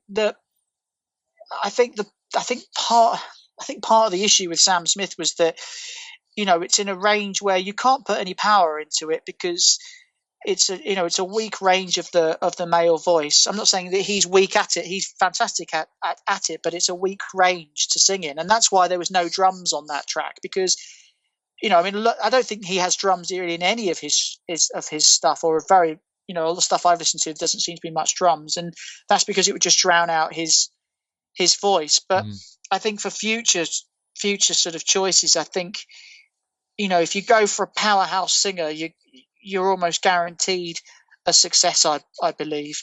But the trouble is that there isn't really any up and coming hip artists that have that sort of voice at the moment, I don't think. What is your opinion about a potential instrumental future Bond theme song? Right, it'll never happen, but that would be cool. Yeah, I would. That would be great. Me and Thomas were saying about it in the last podcast, I think, where imagine if like there'd been a bit of a gap and you hadn't seen Bond for 5-6 years, and they brought it back, and for the actual theme song they used a fresh orchestration of it, or even like a completely different theme, but just something like that. I think, like you said, it would never ever happen because of money and sales. But imagine, I don't know if they'd be able to do it, but for instance, Daft Punk, if they came up with this like Propellerheads did some really cool stuff, didn't they, with their Majesty's version of the theme? Yeah, really cool. But something like that, I think would be amazing. But like you said, I don't think it'll ever happen. I'll tell you another one that I would really like. I know it may not be really appropriate. I'm Chucky. You could shoot me down in flames, but I'm quite a fan of Bruno Mars, and I'd really like to see what he would do with it. But that's maybe a little bit out of left field. But I think Uptown Funk is one of the best songs of the last 50 years. I can't get enough of that tune. Yeah. I tell you what, man. I think Mark Ronson would be one to watch in terms of, obviously he's not a singer, but in terms of like the style of music that he makes and is capable of. And I know he was writing with Amy Winehouse for Quantum, wasn't he, at one point? But obviously that didn't come about. But I would like to see what he could do. Obviously he would need another singer, but like I'd be interested to see what he would do with the Bond song for sure. Yeah. Definitely. Yeah, I mean, another one I know you picked up on the podcast on the first ones of the Bond songs about Bublé, Michael Bublé. I agree with you. I think that ship has probably sailed. I think he would have been an interesting choice, but it's probably that time's probably gone, because that's one of those ones that comes up quite a lot when people have this debate, isn't it? His name gets thrown in the mix. I see it quite a lot, but I think that would, I don't know. I think, did you say it would be a bit dated? I think maybe, or some words to that effect. Yeah, I think you could serve up a classic sounding song that stinks of 60s Goldfinger Thunderball kind of vibe, which I think Writings on the Wall was largely musically, but the thing that brought it up to date was Sam Smith's voice, and I think I think that's how you would do it. I think is that you would have a classic musically sounding old school Bond song, but to keep it up to date, you would need the modern sounding vocal, and he's the opposite to that. So I think it would sound a bit too pastiche if you were to bring Bublé in. Did you guys see that campaign for Shirley Bassey to come back? And do, Spectre? I mean, I don't know what your thoughts about that. I mean, nostalgia wise, it would be phenomenal, but again, that would be another hugely backward step. Wouldn't that would be a mistake. I think in terms of kind of. Yeah, that would never happen in a million years. But B, it's kind of like it's an era gone by now. Like you would never have a Shirley, you would never have Tom Jones back. You know what I mean? It's just like you would have to move forward rather than back. Didn't she make a song with David Arnold for? I was just gonna say that. Yeah. No good about goodbye. Which exactly. Yeah, which was a decent song. It's a banger. Yeah. And that was obviously made with Bond in mind. I'm pretty sure it was, and it's a great song. Yes, so, the story behind that, Chris, he wrote it. David Arnold wrote it after they'd released Quantum of Solace, but that there's a string line in that the da dee da dee da, which gets used in the incidental music of Quantum of Solace a lot, and so he did it as a Bond theme, but he did it retrospectively for Quantum of Solace. But I think it's a great tune. Yeah, I love that. Yeah, I thought it would have been a good one probably to have on the end credits, maybe. Yeah, good idea. It's a shame that I didn't go for it. So obviously your life is hugely influenced by Bond music. Have you ever gone a whole week or even a whole day perhaps without listening to any James Bond music? A whole week, definitely not. 100% definitely not. I reckon when we were you and I were chatting a bit last week about this, and I put my thinking cap on. I reckon I've probably, this is going to sound really sad, but I reckon I probably listened to each of the tracks maybe 4,000 or 5,000 times each. I reckon. Like, I've still, to this day, I'm still listening to the tracks and picking out little things and adding them into my scores for Cue the Music and going, oh yeah, I haven't got that bit quite right, and because there's so much going on. I mean, those early tracks, there's 70, 80 people. Of course, the recordings as well. It's not the level of pickup on the recordings that you get now. So some things can be quite tricky to get down. And I hear little things now, and I think, oh, I've got to get that. Like that "Another Way to Die" quote with on Emergency Secret Service. Bloody Gricey spotted it, and here we are. We've been going 10 years, and he turned up to one of my gigs and said, "You're missing a bit there, was it?" Yeah. I mean. Did you give him a swift punch in the face or not? No, I didn't. No. But it's funny how I don't think there's too much that I've missed in the scores. I mean, I don't think anyone would really notice, but I notice these things, and that's enough for me. It's like the detail that we go to in Cue the Music. Like, I make the band. I don't know if you noticed, but all the rhythm section have got earphones in. And that's because I make them play to click track. In there is just a cowbell going donk, donk, donk. Because I think if you're going to do the Bond songs, they've got to be so blimmin' accurate. And I think if you do, like License to Kill is quite a steady-ish track, and if it's even a few beats a minute quick, it loses all the gravitas that song has. And I'm always listening to the tracks and going back and getting all the detail down. And actually, as such a massive Bond fan, again, doing things like the On the Tracks event and doing things like the Bond Stars event coming up. Porn Stars, was that? Or yeah, Bond Stars. Oh. Doing those kind of events where it's just purely Bond fans, I get so flipping excited about that opportunity to go and share, a fan's creation, which is what Cue the Music is. It's a fan. It comes from me as a fan, something that I've produced that I want to share with other Bond fans. I get so excited about it. It really gets my adrenaline pumping. So I quite often put on the Bond tunes in the gym. And I mean, they're adrenaline pumping anyway. But when I start thinking about the fact that, you guys are going to be listening to this song, us performing this song, it gets me so flipping energized. I'm running so flipping far now. I'm running like 10K. I'm not even taking a breath because I'm so excited about doing Bond Stars in September. Well, I've got something else that'll make your heart pump if you're ready for it. Go on. That's what he says to all the ladies. Yeah, it's a winning line. You're welcome to use it. No, so basically, I remember, obviously, you said that you've listened to these songs thousands and thousands of times. And I remember that you made a potential claim that you would be able to spot any of the James Bond themes by listening to just a split-second clip of those themes. All right, okay. Yeah. Do you know what? When I made this claim and you said it on the podcast, and I went along to the next Cue the Music gig, and I said to the guys in the changing room, do you know what I've done? I've really put myself on the line here. So we sat in the changing room. They said, okay, we'll put you to the test. And the keyboard player in the band absolutely wiped the bloody floor with me. Yeah. Well, what I've done is I've come up with 10 mini clips. So it's kind of like a Cue the Music special with like a Guess the Music cue. But these are real quick. They're basically a half-second sort of clips. I've got 10 of them, and I'm sure you're going to nail all of them. So are you ready? Do you have a pen and paper? I do.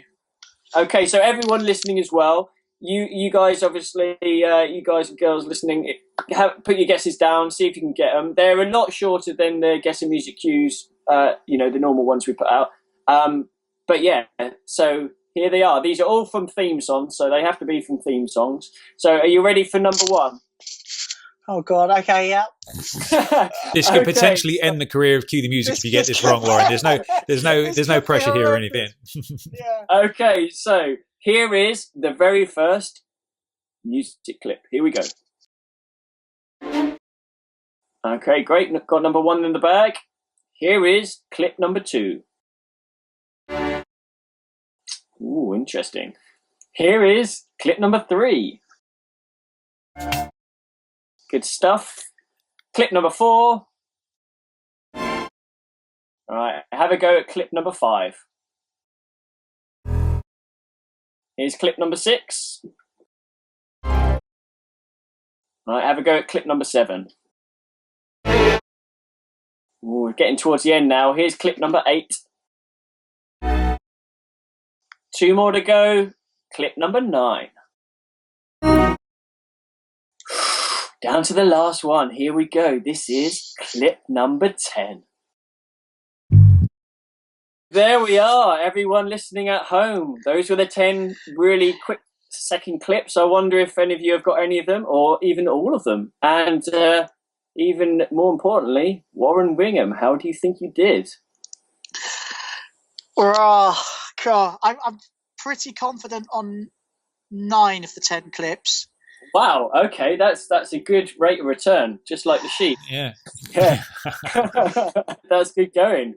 Okay, cool. So what we'll do is we'll go through the numbers. Give us your answer. I'll let you know if it's right, and then once we've gone through them all, we'll play them all again back to back for the listeners, and then they can listen to them again. Okay, so what was your answer for clip number 1? Right, number 1 was Die Another Day. It was indeed. Yeah, you were confident about that one, weren't you? You had that straight away. Clip number 2. Right, now this is the one I'm stuck on. Right. Do you want me to come back? We can come back to 2. Yeah. Okay. Clip number 3. Clip number 3, I think was Living Daylights. Yes, good man. Okay, now clip number 4. That was the opening string chord in On a Majesty's Secret Service, just after ba ba ba ba. Lovely. Excellent stuff. It was indeed. Okay, now I hope everyone at home is enjoying this as well. Clip number 5. That's the bass pedal from the start of License to Kill. Now, do you know what, Mr. Warren Ringham? No. It is not. Oh, it no. is not. And do you know what's sneaky about it?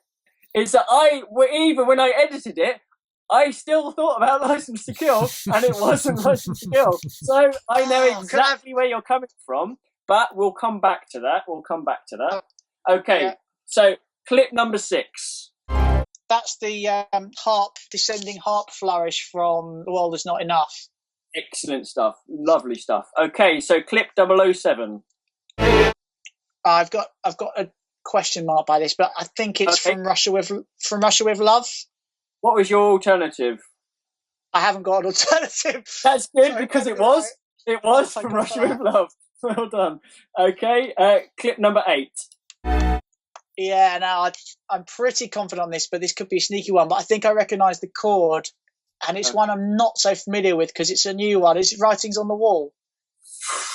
Ooh, no, it's not Writings on the Wall. It's not Writings on the Wall. So no. We'll come back to that one. Okay. So clip number 9. Triangle gave it away on this. That's Moonraker. Excellent stuff. Okay, lovely. And I loved clip number 10. What did you get for clip number 10? I think I've got this one, and I reckon it's something that Tom mentioned in the podcast about the bass line in Diamonds Are Forever. Yes, excellent. Good ears, my man. Good ears. It's such a cool bass, isn't it? I love that. So going through the scores so far then, we've got in clip number 1, it was Die Another Day. Clip number 3, The Living Daylights. Clip number 4, Majesties. Clip number 6 was indeed The World Is Not Enough. Clip number 7, from Russia. Number 9 was Moonraker, as you said, and of course number 10 was Diamonds. So that's 7 out of 10, which is absolutely brilliant. I mean, these are like, half-second clips, so 7 out of 10, fantastic. So the ones we're looking at is clip number 2, clip number 5, and clip number 8. Now, what we're going to do is we'll let you listen to those 3 again, and then see what you've got written down, and then we'll go with it. Okay, so let's have a listen once more. Here is clip number 2. Clip number 5. Here's clip number 8. Okay, so there we are. You've had a listen to number 2, number 5, and number 8. Have you had any other sort of ideas about those? Yeah, number 5, I'm pretty sure. Okay. I was right about the bass pedal from the start of the track, but it was the wrong track. It's For Your Eyes Only, I think, isn't it?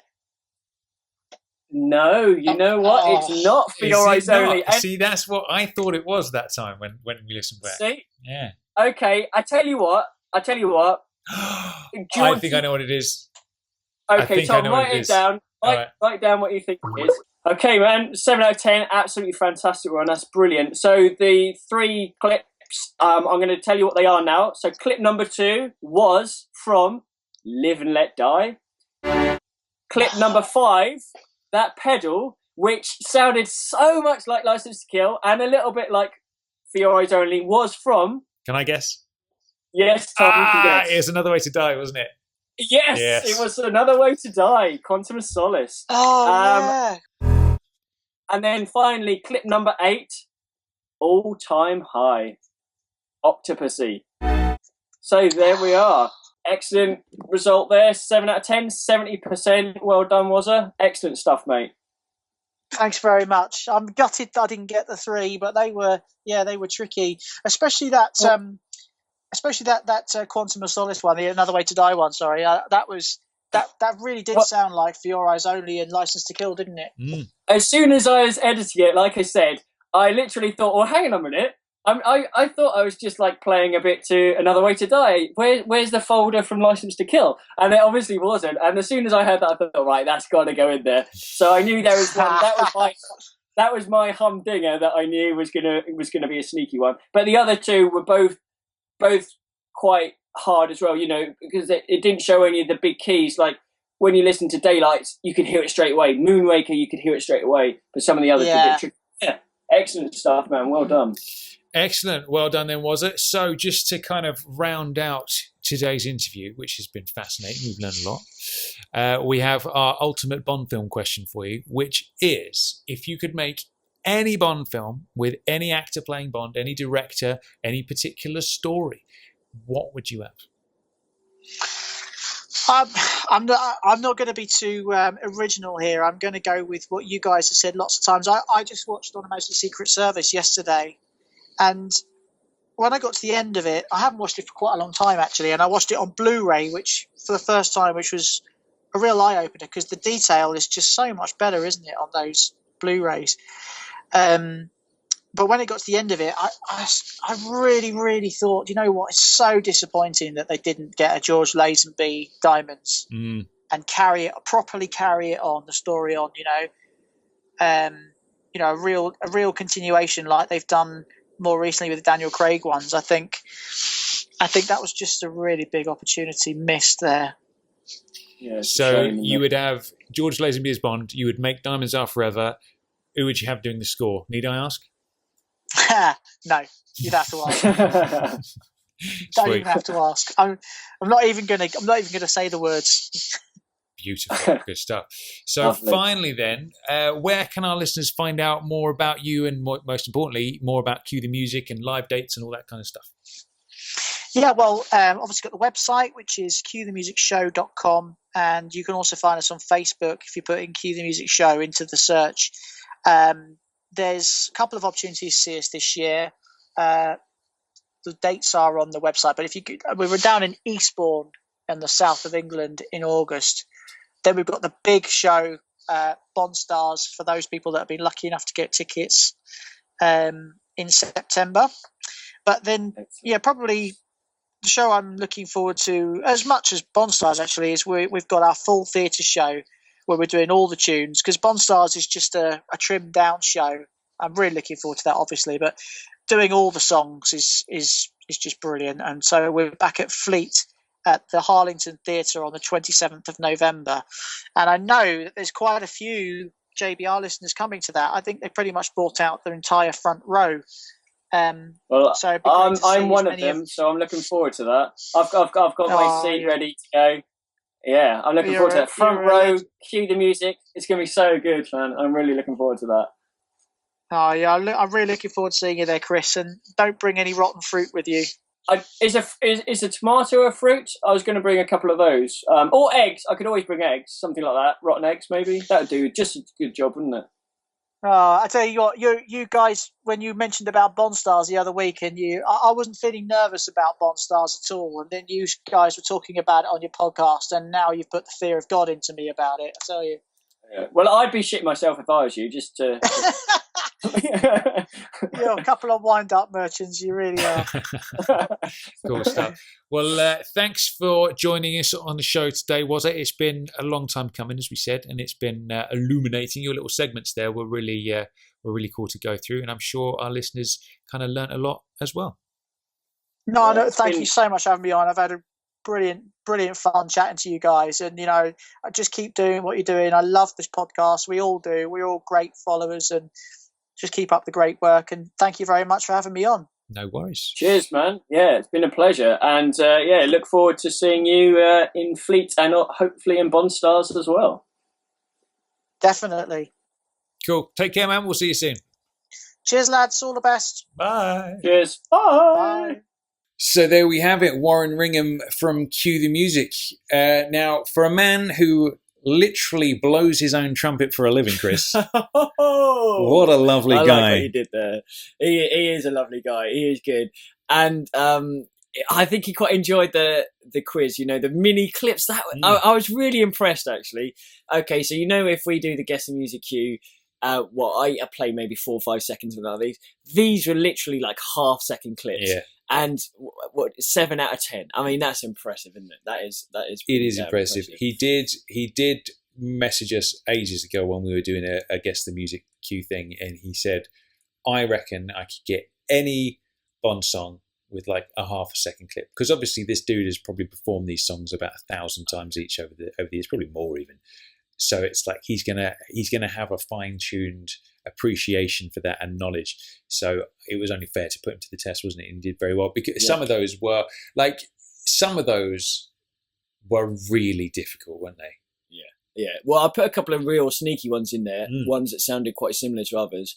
But it's funny how, I know I was doing it, but obviously you had a listen and you recognise quite a lot as well. How all it takes is one little beat or one little sort of string chord, literally that's all it is, and suddenly boom, there it is. So I'd be really interested to hear how the listeners got on as well, whether they enjoyed it and how well they did, because I think quite a few of them would have done well as well. Absolutely, good stuff. So obviously Cue the Music are going to be playing in November, aren't they? If you don't have Bond Stars tickets, which I gather most of the JBR family don't, because we haven't heard a lot on the old Facebook, because obviously there was the lottery system for Bond Stars this year, wasn't there? So if you're going to miss out on Bond Stars this year, you've got to go and see Cue the Music in November. They're playing it. What's the details? It's at Fleet, isn't it? They're playing at the Fleet, and it's November. I think it's the 27th. Right. I'm going to jump on the. I'm going to jump on the thingies. Cue the Music. I'm going to Google it. This is just totally unprofessional, isn't it? Yeah. Cue the Music. Music. That's right. Well, while you're doing that, I think it is pretty cool. I just wanted to mention just some of those stuff that Warren brought up. The links. How many links there were between so many of the Bond songs. There are some really obvious ones, but I thought that was really interesting, and also the Bond theme, how it's interweaved in a lot of the Bond theme songs, I thought was pretty cool as well. So, yeah, great to listen to that. Absolutely. Okay, here it is. I've got the details. Are you ready? I am indeed. Okay. James Bond Concert Spectacular by Cue the Music Show, November 27th at the Harlington in Fleet. That's in Hampshire, down south. Tickets available from theharlington.co.uk. So that's TheHarlington.co.uk.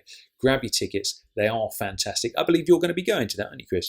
I am indeed, yeah. I'm really looking forward to it as well. There might be a little surprise, which we might be able to mention in a few weeks' time. I'm not quite sure for definite yet, but yeah. Is it along the lines of the full nude podcast that we've been kind of is going to be like a cue the music nude surprise, or is it something else? I think that's one of the options. Yeah, I think that is one of the options. So if you're on the fence about getting a ticket, there it is. Get yourself a ticket. You see the full Cue the Music band in all their naked glory. That'd be fun. I'm sure they love that. They will love that. Warren is just shaking his head listening to this episode. Yeah, I know. I know. I'm really looking forward to it. I think it'll be, it's a big crowd as well, and I think it'll be a bit of an electric atmosphere going down. And I know quite a few of the JBL listeners are going to be there. I know at least half a dozen are already going, probably more. So it should be a really good night. Wicked, good stuff. Yeah. Okay, so we had, funnily enough, one of our other listeners, she'd been listening to some of the theme song podcasts that we sent out, and she had also recognised, in the podcast where Warren mentioned about you recognising the 3 chords in the Daniel Craig Bond. Yeah. And her name's Lauren, she's from Australia, and she recognised the same thing, so I thought it'd be quite nice she even did a nice little tune that she was playing along just to show us. So should we have a listen to that? Let's do that. Let's have a listen to what Lauren's got to say. G'day Tom and Chris, I'm Lauren from Australia and I'm a huge James Bond and JBR fan. I sing in a duo called Show Pony Duo with my fiance who also loves James Bond, and we love playing James Bond music, so the JBR podcasts about Bond music are my absolute favourite. I wanted to show you something I thought you might find interesting. From the movies Casino Royale through to Skyfall, they sort of borrow each other's opening themes, so starting with Casino Royale, which is You Know My Name.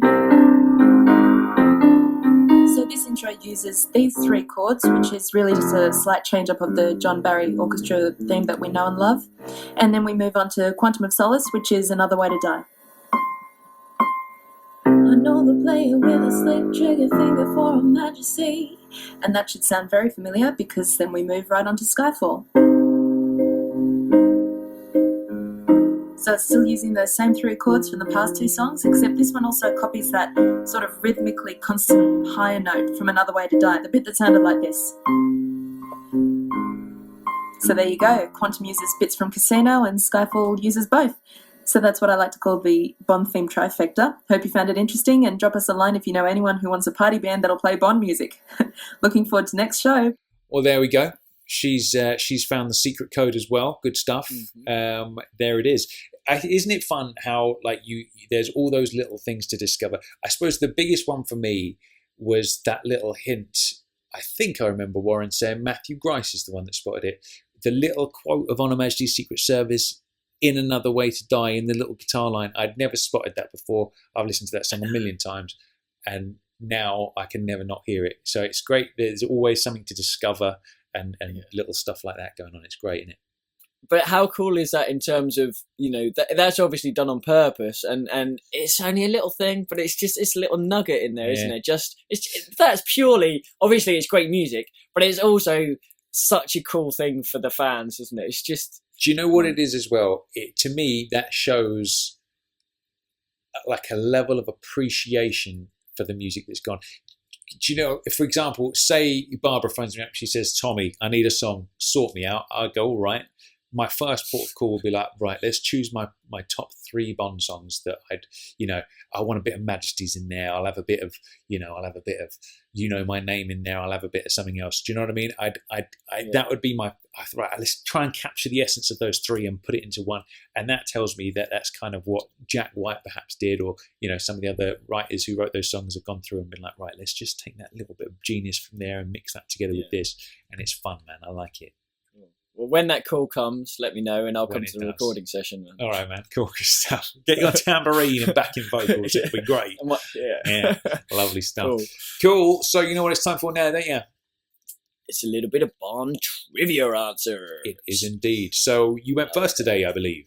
I did. So my question of the day was, we know that obviously Blofeld from the films he's well known for having the scar across the right side of his face and having no earlobes, but the Blofeld of the novels, what physical peculiarity does he have? Now, I am revisiting the Flemings. I've recently read Dr. No, so I'm not at the Blofeld trilogy yet. So it has been many a moon since I read those later books. I think the last one of that series I read was You Only Live Twice, and that would have been maybe 4 years ago. so I'm not that fresh on it. Something tells me, is it like a hooky nose or a hawky nose or something? I think that is mentioned at some point, something to do with it, but no, that's not it. I mean, I didn't or know am I either. just thinking the line in Majesties where he's like, yeah, the hooked nose of the Medicis? Is that what I think that's of? probably That's what probably it is. Yeah. Yeah. Or the Habsburg lip. The and Habsburg so on. lip. There it is. There we go. So it's actually that he has all black eyes, and one assumes that he suffers from aniridia, and that's basically where there's no iris. So basically, there's no color; it's just black. So it's like massive pupils with no iris. And interestingly, I don't know if he definitely suffered from it, but Benito Mussolini, the Italian dictator, had very black eyes, and almost. I think that might have been where Fleming got the idea for Blofelds. Yeah, Do you know what, man? That's a subtle Bond villain deformity, for want of a better word, that could, I think, be reproduced on film. It might not. Obviously, they haven't done it with Blofeld on screen at all, so they probably wouldn't. But for another villain, like I always said, man, the Tears of Blood with the Lashif was so good, brilliant, wasn't it? Yeah. And it's so easy to do something just a bit, let's tack that on, Yeah. I remember, for example, in Devil May Care, he gave the villain, whose name I forget now, a monkey's hand, like a monkey paw, like a deformed hand that was like had monkey hair on it. And I just remember thinking, what on earth is that? Like, that just doesn't make it. What have you done that for? Come on, think of something better. And but that, the Tears of Blood is amazing. And I think maybe like you could do so much with like pure black eyes, couldn't you? Like that could be really creepy looking. Yeah, and it's like the description's a bit like a shark, isn't it? Because they've got just all black eyes, sort of beady eyes, quite powerful and dangerous and stuff. Yeah. I think we could do a podcast entirely on the physical deformity of the deformities of Bond villains. Yeah, absolutely. That'll be a fun one. Good stuff. So my question to you this week, Chris, was in the song "The Living Daylights," a-ha claim that there have been many changes, yet everything is still the same. How many changes have there been? My answer to this question, which was very eloquently put, I would say many. Absolutely, you're not wrong there. Can I get a specific number? No. Very nice. You're going to kick yourself, though. You are going to kick yourself. Okay. Sorry. So, is it to do with the lyrics? It is, absolutely, yes. It's a lyrical quotation. So it comes from the second verse. Yep. If you sing it through to yourself, you might find the answer. Go on, have a go. Oh no, go on. You 100,000 changes, everything's the same. There it is. There we go. It was 100,000 changes. 100,000. Well, many's kind of close. Isn't it? I'll give you that. I'll give you half a point for many. A lot, quite a few. Good stuff. Excellent effort this week. Good stuff. That's Bond trivia in the bag. So next up, it's time for the Guess the Quote round. Bond. James Bond. Excellent stuff. I enjoyed that little performance this week. So I believe it was your quote last time, if I remember correctly. It was indeed. Now, this one I think you quite enjoyed last week. I don't know if I'll be able to pull it off again, but I will give it a go. Give it a go. Okay, so my Guess the Quote for this podcast is Hola, somos maestros del alfabético y nos ganamos la lotería. There we go. I did enjoy that last time. Now, that's obviously not English. My favourite ones that you do are so those ones that they're so quick and different languagey that you have to literally write it out phonetically and learn how it runs. They're my favourite ones. But they are good. This is good. Now, there are clues within this one. Would you just repeat it for me one more time? I will indeed. Hola, somos maestros del alfabético y nos ganamos la lotería. So that's obviously Spanish of some form, or maybe Portuguese at a push. I don't know. Anyone who's listening, please forgive me for my direct translation of there we go. What I had on screen. There we are. So there's that. Now, there are two words in there. Loteria is one of them. And what was the other one? There was another word that stuck out for me. It might have begun with an S. Was it sabbatical? Now, not that I'm that fluent in Spanish, but I do know sabbatico means sabbatical in English, and the other one there, loteria, is lottery. So I've got that far. So that points me to Quantum of Solace, where they go into the hotel. Bond says, "We're teachers on sabbatical. We've won the lottery. Give us your finest room." You know what, Tom? You're absolutely right. Yeah. See, I used my powers of detective work there, didn't I? I was it. I was like Bond in Doctor No. You know, it was good. You were. Back to the spying days. Yeah. Using his wit. I like it. It's good. Now, cool. So I've got a quote for you this time. It's not a foreign language one, but it's spoken by somebody whose first language wouldn't be English, so it's quite heavily accented. I don't think you're going to get this straight away, but maybe you probably actually will. Are you ready for it? I am. Yeah. Did you call the Auto Club?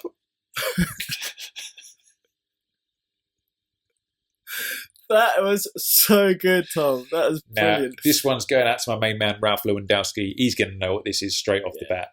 But I'm going to do it for you one more time. Go for it. Did you call the Auto Club? Awesome, man. That is quality. I like that a lot. Good that stuff. a lot.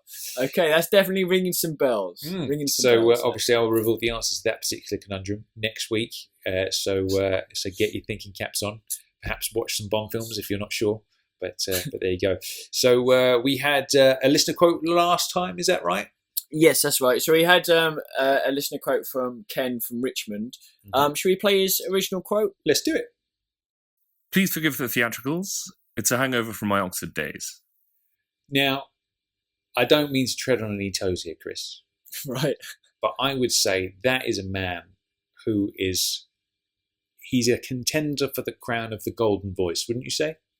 I think he's got a great voice, yeah, definitely. I think there's some tough competition now. Now, we've obviously Simon Woolley, the man with the golden voice. We noticed that from his very first voicemail. We're like, what a pleasant speaking voice. We've got this message from Ken, and I'm like, damn, maybe there needs to be some sort of tournament and there's to be some sort of golden voice prize. Maybe because Simon Woolley is the original golden voice, he can administer the prize himself. So he retains the crown, but he just gives like an apprentice golden voice award to the other golden voice JBL listeners, maybe. What do you think? I love it. I think that's an amazing idea. That is so good. I bet Ken is celebrating right now listening to this. Absolutely.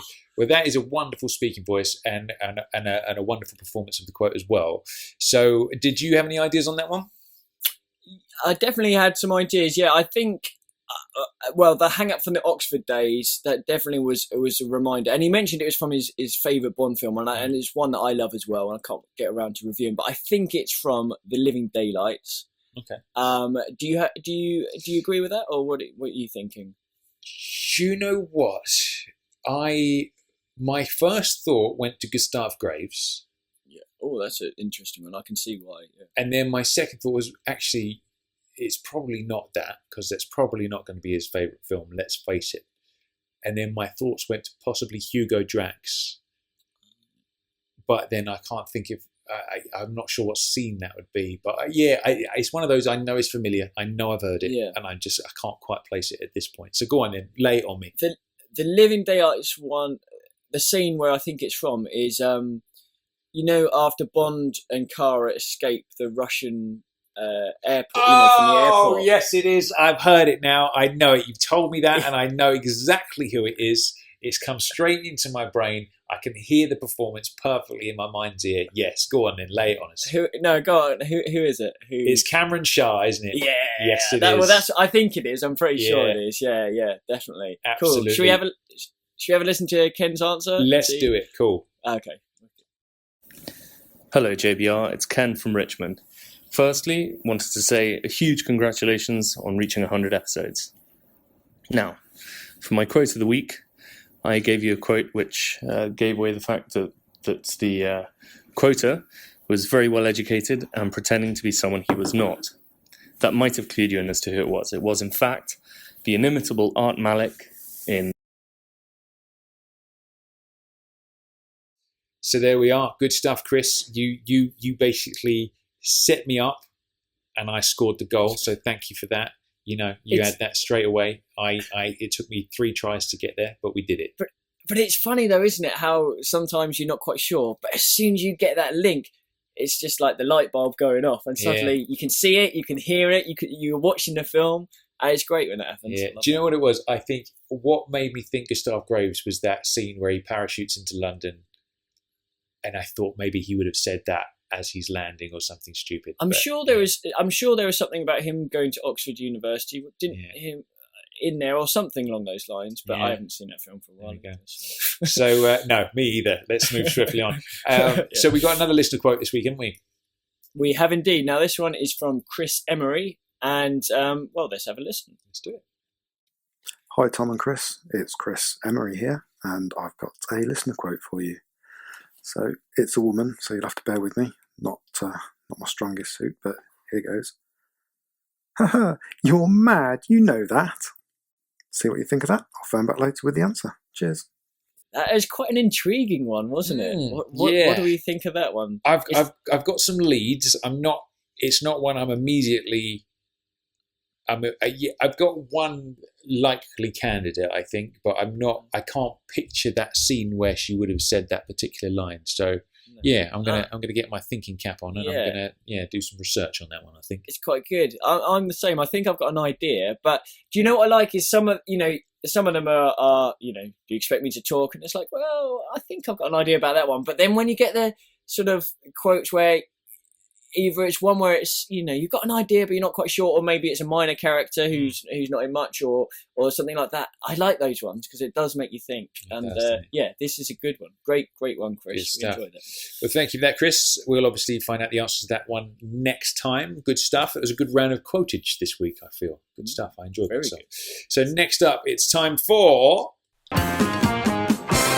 wrote the score for Live and Let Die? Who played Helga Brandt and how did she die?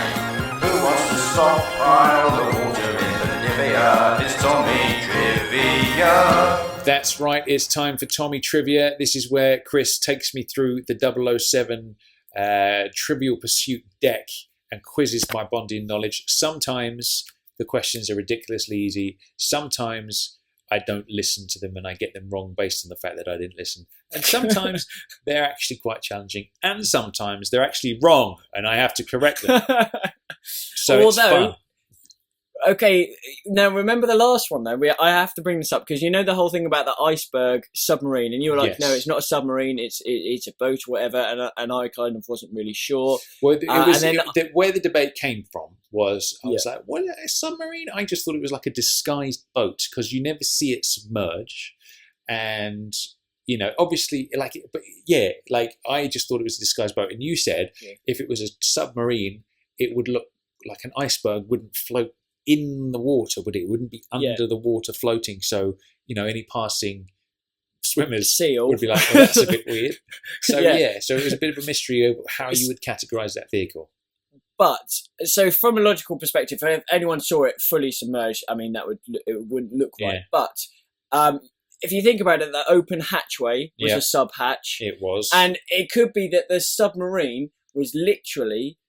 underwater, this section with just the hatchway above water, and then it was like an iceberg sort of cladding, so to speak, around the top of the submarine. So although it didn't go fully underneath, it was still a submarine, but it just chortled along the surface. It chortled along? I don't know.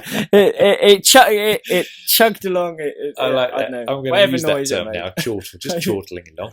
Yeah. All right. So I suppose in a sense, he climbs down into it and they are under the water in that little sort of cabin area that they would be in. So that's right. Yeah, I guess. So I think we'll keep that one as a sub, so I think that's fine.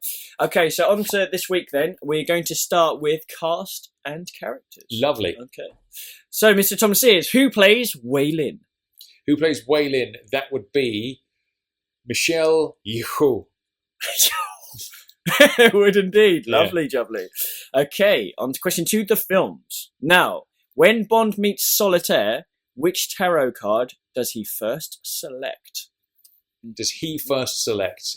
That would be, I think, the Fool. Yes, it would. Excellent stuff. Ooh, 2 out of 2. On to question 3, vehicles. What type of vehicle are Bond and Tatiana in when they escape from Spectre's henchmen? What type of vehicle are they in when they escape from a boat?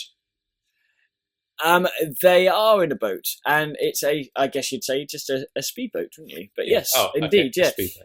So it says here a speedboat. They also were in a truck, weren't they? But I guess, the speedboat, there was more. You could people argue the after them. train also, because they've escaped. Yes, so this is a But- grey area one, Chris. I'm but not the sure. answer was speedboat, so you got it right All right, anyway. cool. So that's good. Okay. That's good. Okay, question 4, gadgets and weapons. Now, what weapons did Knick-Knack try to kill Bond with on Scaramanga's junk? What weapons did Knick-Knack try and kill Bond with? I remember he had like a little dagger in his mouth, didn't he? Yes, that's one of them. Well That's done. one. That's How one. many have I got to get? Just two. So one was the dagger. What What else did he use to try and kill Bond? Dagger. Probably not very... Threw some bottles at him. Yes. Good Nice. man, that's it. Some wine bottles, there we are. Okay, so question 5, locations. Which country were the film studios located in for License to Kill? Mexico. Yes, good answer. Well done. Excellent stuff. Do you know what? That was because often as hardcore geek fans like we are, you'll see things like the James Bond Ultimate James Bond quiz book, and you'll open it up and it'll be like, how many actors have played James Bond? And you go, oh, for fuck's sake, and you just throw it away in disgust. Yeah. And I was suspicious that the Trivial Pursuit would be along those lines, but two questions today could potentially be quite difficult. Was the tarot card question and the License to Kill question, I think, is, not every fan would know that. The hardcore super mental ones would, but, I feel like that's a reasonably challenging set. Which I'm glad to see as well. So final question then, crew and behind the scenes. Goldfinger won Eon Productions its first Oscar. What was it for? Gee, let me think. That was for sound effects, won by friend of JBR, Norman Watstall. It was indeed. Excellent stuff this week, Tommy. Good 6 stuff. out of 6. Hey, I love it. Good stuff. I thoroughly enjoyed myself this week. It's good. I listened to the questions. I got them right. And there weren't any... the speedboat one, I guess that's the one you would go for, wouldn't you, rather than the train? Yeah. And stuff like that. So, yeah, you got there. It's good. All right, good stuff. Okay. So now it's time for...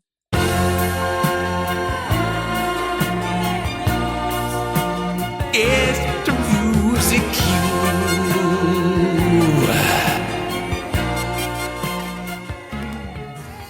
That's right, it's time for Guess the Music Cue. This is where Chris plays us all a little tiny snippet of Bond's score, and we have to guess what movie and scene it's from.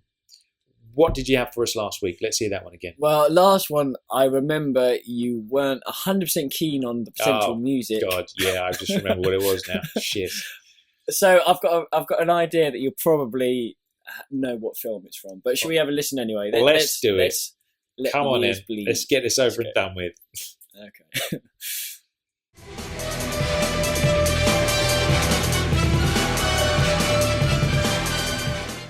All right then.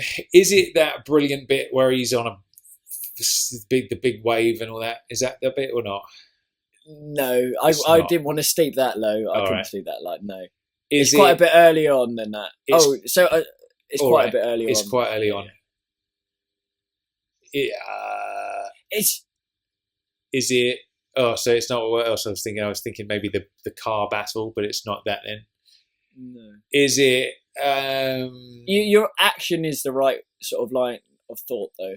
Is it the hovercraft chase? Yes, well done, mate. I feel that's an empty victory, man. I don't feel any pleasure from that whatsoever. Yeah, but if you had known it, would you still have felt any pleasure from it? Probably not. Still, no.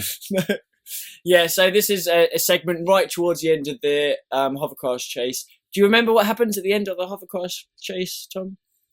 I remember him hanging off a bell. There we go. Saved by the bell. There we are. Yeah. Indeed. There we are. So excellent stuff. So I have a new music cue for you this week. Would you like to hear it? I would. Here we go.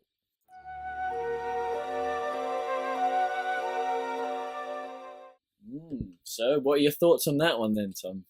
Huh. It's very reminiscent of something.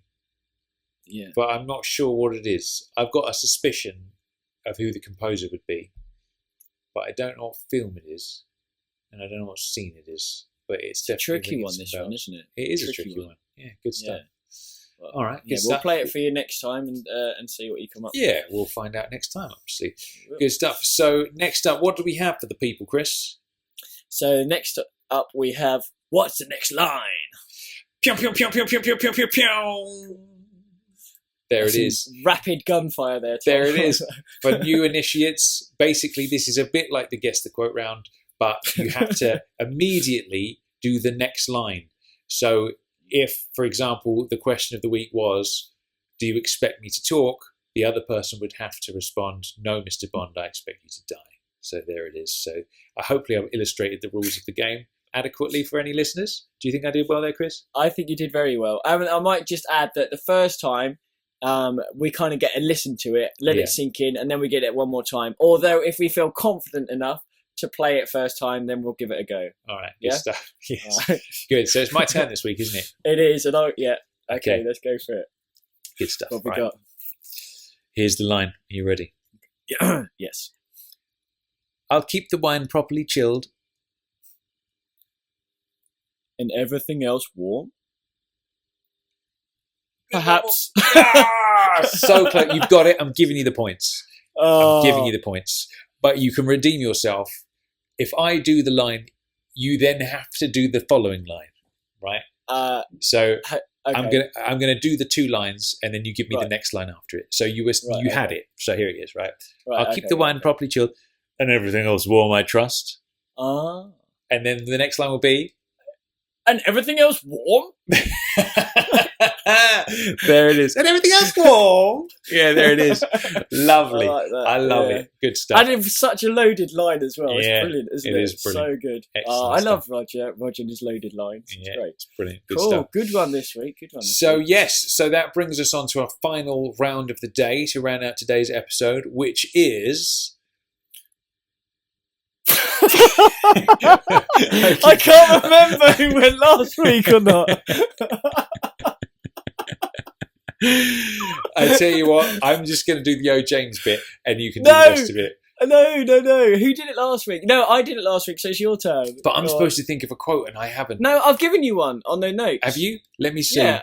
Okay, yes, this is a good one. All right, then, good stuff. See, I thought so, you liked that here one. we go. Right, let's reboot it. So it's time for Bond Girl Battle. Oh, James. Are you calling me a horse's ass? I liked it. So good. Good so stuff. Good. I love that. Okay, so Bond Girl Battle this week. So, like the previous time, we had a tie. We had a three-way tie this time between Mrs. Bond, Tracy, Miss Magda, and Octopussy, two from, obviously, the film Octopussy. Now, we've had a slight revision on our, basically, rules, haven't we? Yeah, it's more of a total revision. This is what's happened. We originally said, let's just throw caution to the wind and let's just choose which Bond girls we fancy the most.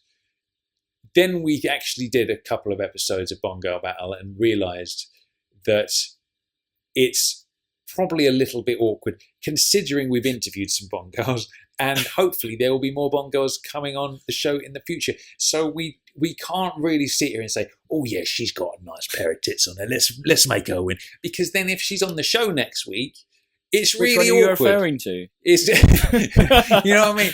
And then you know what I mean? And it's, I think as gentlemen, Chris, not that we are, but we should at least try and be gentlemen. Then we should go by the strength of character. And then if there's a deadlock, we can always say, well, she's got bigger tits, so she can go through. Do you know what I mean? What do you think? Well, no, I think that's definitely the way forward. I think if you're just purely going on taste, everything's subjective. So whatever the end result is, you know, that's basically potentially one of us, our thoughts. Whereas there's so many people out there who might have completely different thoughts. So what we want to end up with at the very end of Bond Girl Battle, we want the best James Bond girl that's ever been. Yeah. And by that, you need to look at the character, you need to look at how she's influenced Bond in whatever film it is. And obviously if she's a stunner as well, top marks. And that's what we want, isn't it? We're going through so many of them. We want the best Bond girl ever. Yes, and ultimately, if we went with our original plan, you could end up with an absolutely stunningly beautiful Bond girl who could ultimately be dull as dishwater, and you wouldn't even want to have a conversation with her. So I think this is a better way of doing it. I hope we haven't disappointed any of our listeners with this change of heart, but I think ultimately it's the right thing to do. Is it what Fleming would have wanted us to do? I'm not sure. I think he'd probably go with the appearances alone. But, I feel like that's the right way forward for us. Yeah, definitely. Okay, so what I'm going to do is we have the results of the last Bond Girl battle, which have come in. Now, this was between, like I said, Teresa Tracy DiVincenzo, Mrs. Bond, Miss Magda, and Octopussy. Now, Tom, we have a winner. Oh. Would you like to hear third place and then second place? I would like to hear third place and second place. Okay. So, in third place, we have the mysterious Octopussy. Oh. All right. Okay. Now, in second place, we have, she's a beauty, Miss Magda. And in first place, who do we have in first place? We have Mrs. Bond herself. And you know what? With over 50% of the votes. Goodness gracious me. So do you think... Now, I saw some comments on Facebook and I thought, I wonder whether the people are going to vote purely based on, your loins, what your loins are telling you. But I saw some people on Facebook were saying, there's no contest, it's Tracy hands down. Like, you don't even bother with this one, just stick it through, don't even worry about it. So I think what the people have done is they've voted on the strength of character, and she's a belter. I would say Tracy, she is the Jaws or Odd Job of the original, Bond Celebrity Deathmatch. Do you know what I mean? Yeah, she's going to be up there, isn't she? Without a doubt. Basically, any future round, any other Bond girl that's facing up to her, you're going to be like, oh, hang on a minute. Things aren't going to look too rosy around here for a while. Yeah. So, it's going to be interesting to see how things go, but we know she is a strong contender. So, and I think it's only right as well that we're going, with the best Bond girl character. So, without a doubt, last podcast winner is Tracy. There she is. Excellent going through stuff. to the next round. So we have a new round to do, and I'm just going to get all the little Bond girl cards made out of several different packs of variations and pictures and all this sort of stuff. So anyone who doesn't know, I've got my nice big sombrero hat here. All the Bond girl cards are inside. One's just fallen out. I'm going to shuffle through. Tom's going to tell me to stop, and I'll pick out 3, and then we'll see who we have. Okay, lovely. So Tom, tell me when you want me to stop. Stop. Ooh, okay, so there's 1. Okay. Stop. Okay, 2. 1 more. Stop. Okay, 3. Here we go. So, would you like to know who we have? So the first one in Bond Girl Battle, and this will be round 4. The first one in round 4 is, she shot her bolt, Melina Havelock. Oh, she's going to be a beastly one. I tell you what, she doesn't suffer falls, and she's you don't mess with Melina Havelock, do you? She gets the up quite easy. Yeah. In an actual battle, I think she'll be right up there with the crossbow as well. But she's, of course, that's a good contender. So, contestant number 2, we have Miss Tiffany Case. Interesting. All right. She's good with a water gun. You just killed James Bond! Yes. And in third place, not in third place, third contender. Now, this is interesting. We have the original Miss Sylvia Trench. Oh, all right. Okay. So that's quite a good one, isn't it? Yeah, it is. All right. So let's think about this then. So recapping, we've got Melina Havelock, we've got Tiffany Case, and we've got Sylvia Trench. So when did you say you had to leave? There you go. Hey, look at that. The original Bond girl. Yes. Now, let's think about this. So Melina Havelock. Yes. you do not scorn Melina Havelock. You do not mess with her or her family, because do you know what she does? She gets a crossbow out. She comes for you and she shoots you when you're jumping in the swimming pool. You do not mess around with Melina Havelock. It's quite plain to see. She's, striking looking woman. Those great really, eyes. Yeah, great eyes, long hair, and all the rest of it. Good stuff. And lovely smile as well. Like it's literally a beautiful smile. But in the film, I guess it's different because in the film you don't see it. So we can't talk about the actress. It's purely the character. She's not like Felix. She doesn't, the film ends and she's not like putting her feet up, laughing and smiling and joking. She's still mourning. You know what I mean? Exactly. Yeah. Felix is a bit fickle in that sense, and he bless his heart. But yes, so you do not mess with her. And in a physical altercation, I would say Melina Havelock has got it down. She's going to win that fight, right? Let's look at Tiffany Case. Now, let's see in terms of her match-up ability. She's very inept with weapons, isn't she? Bless her heart. You put her on an oil wig. You put her on an oil wig with a machine gun. It doesn't end well for anybody involved, does it? No, that's true. Especially not her. I would say it's a tough one with Tiffany Case because she starts off the film being quite a clued up kind of woman. Yeah. She's got she gets Bond's thumbprint off the glass, and she's got all the wigs and all the different collars stuff. and cuffs. And she's sassy, and like that scene where she blocks the car in at the gas station and that, she's cool. And then at the end, she just takes her brain out of her head and just chucks it in the bin and acts like a or ditzy off an oil rig. So so it's a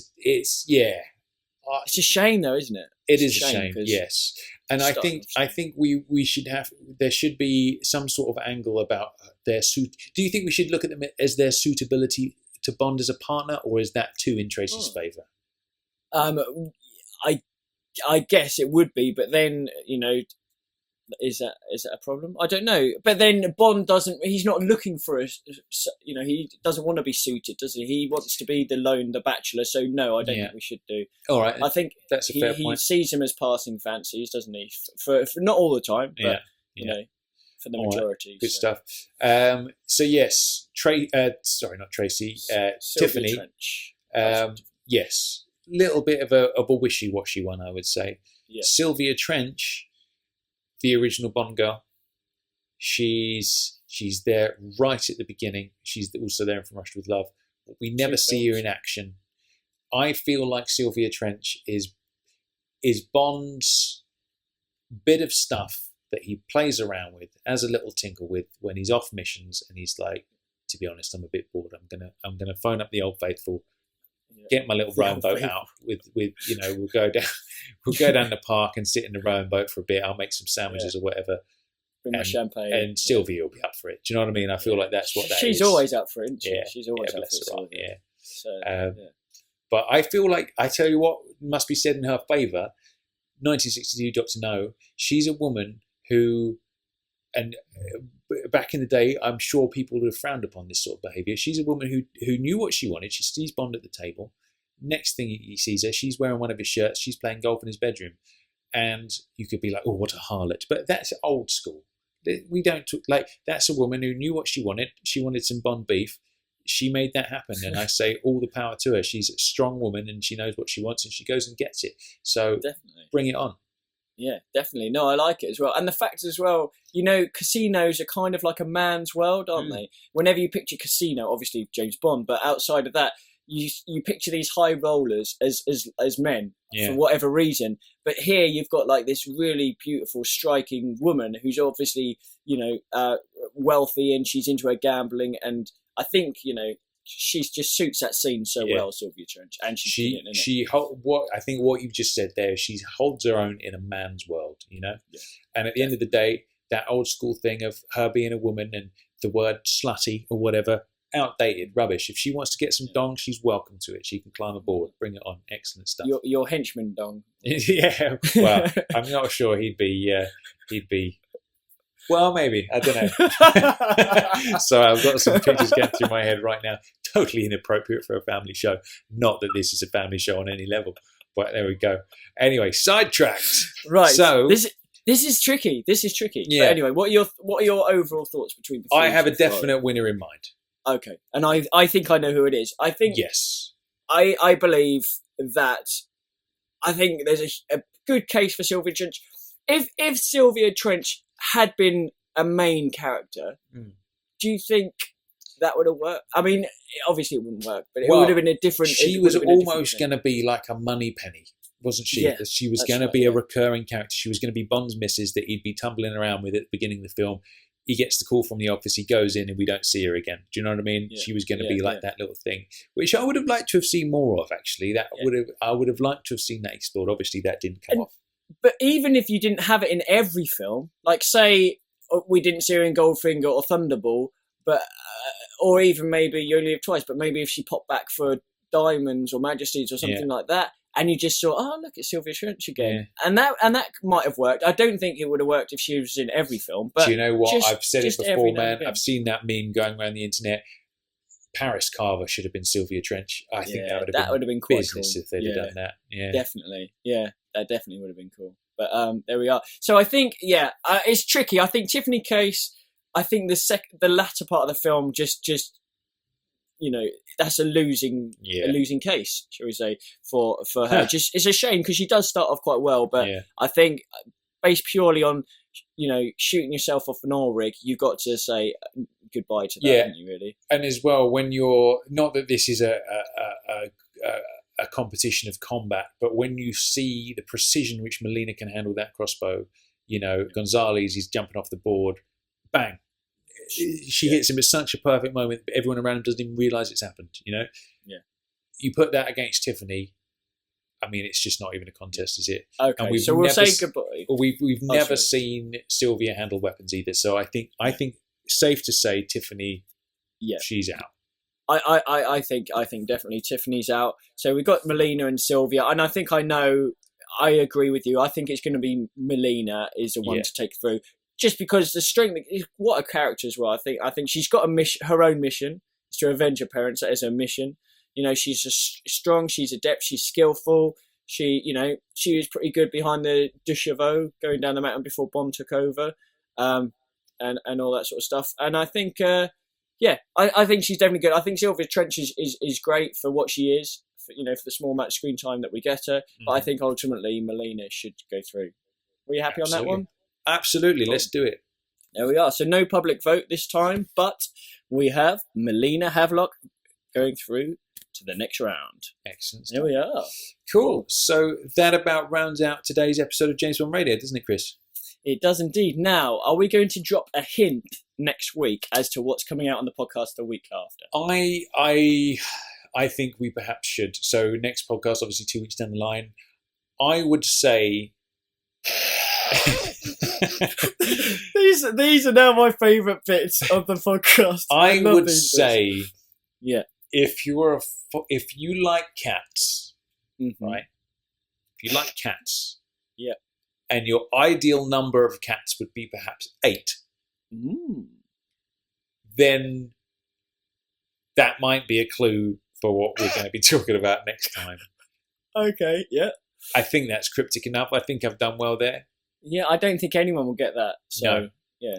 Good stuff. I think we're on, I know, as another clue, I know you're going to be very excited about that. I am. What that is. So, there we go. So, just before we go then, thanks again to Warren Ringham from Cue the Music for joining us on the show today. It was an illuminating and titillating episode, I must say.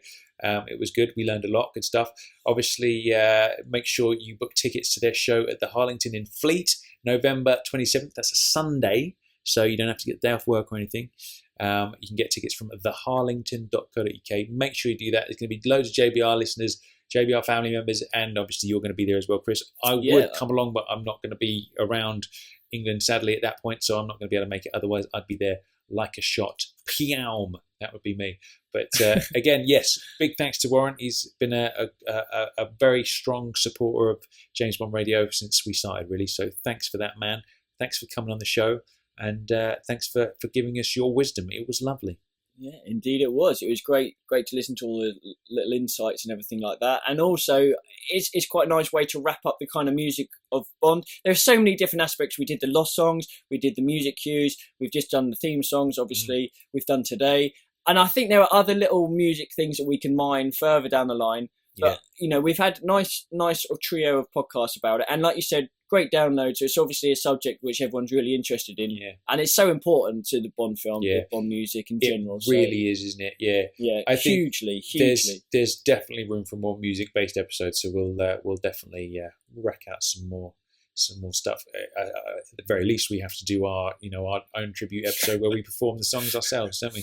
Yeah. So are you going to be singing, and I'll be sort of lending my voice to the potential instruments, or are we gonna I think it's more of a freestyle. We just do what feels right in the moment.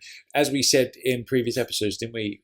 You listen to Bond music and it just makes you feel something. You feel compelled to just, whether it's dry hump the sofa or just do whatever it is, you can't even put it into words.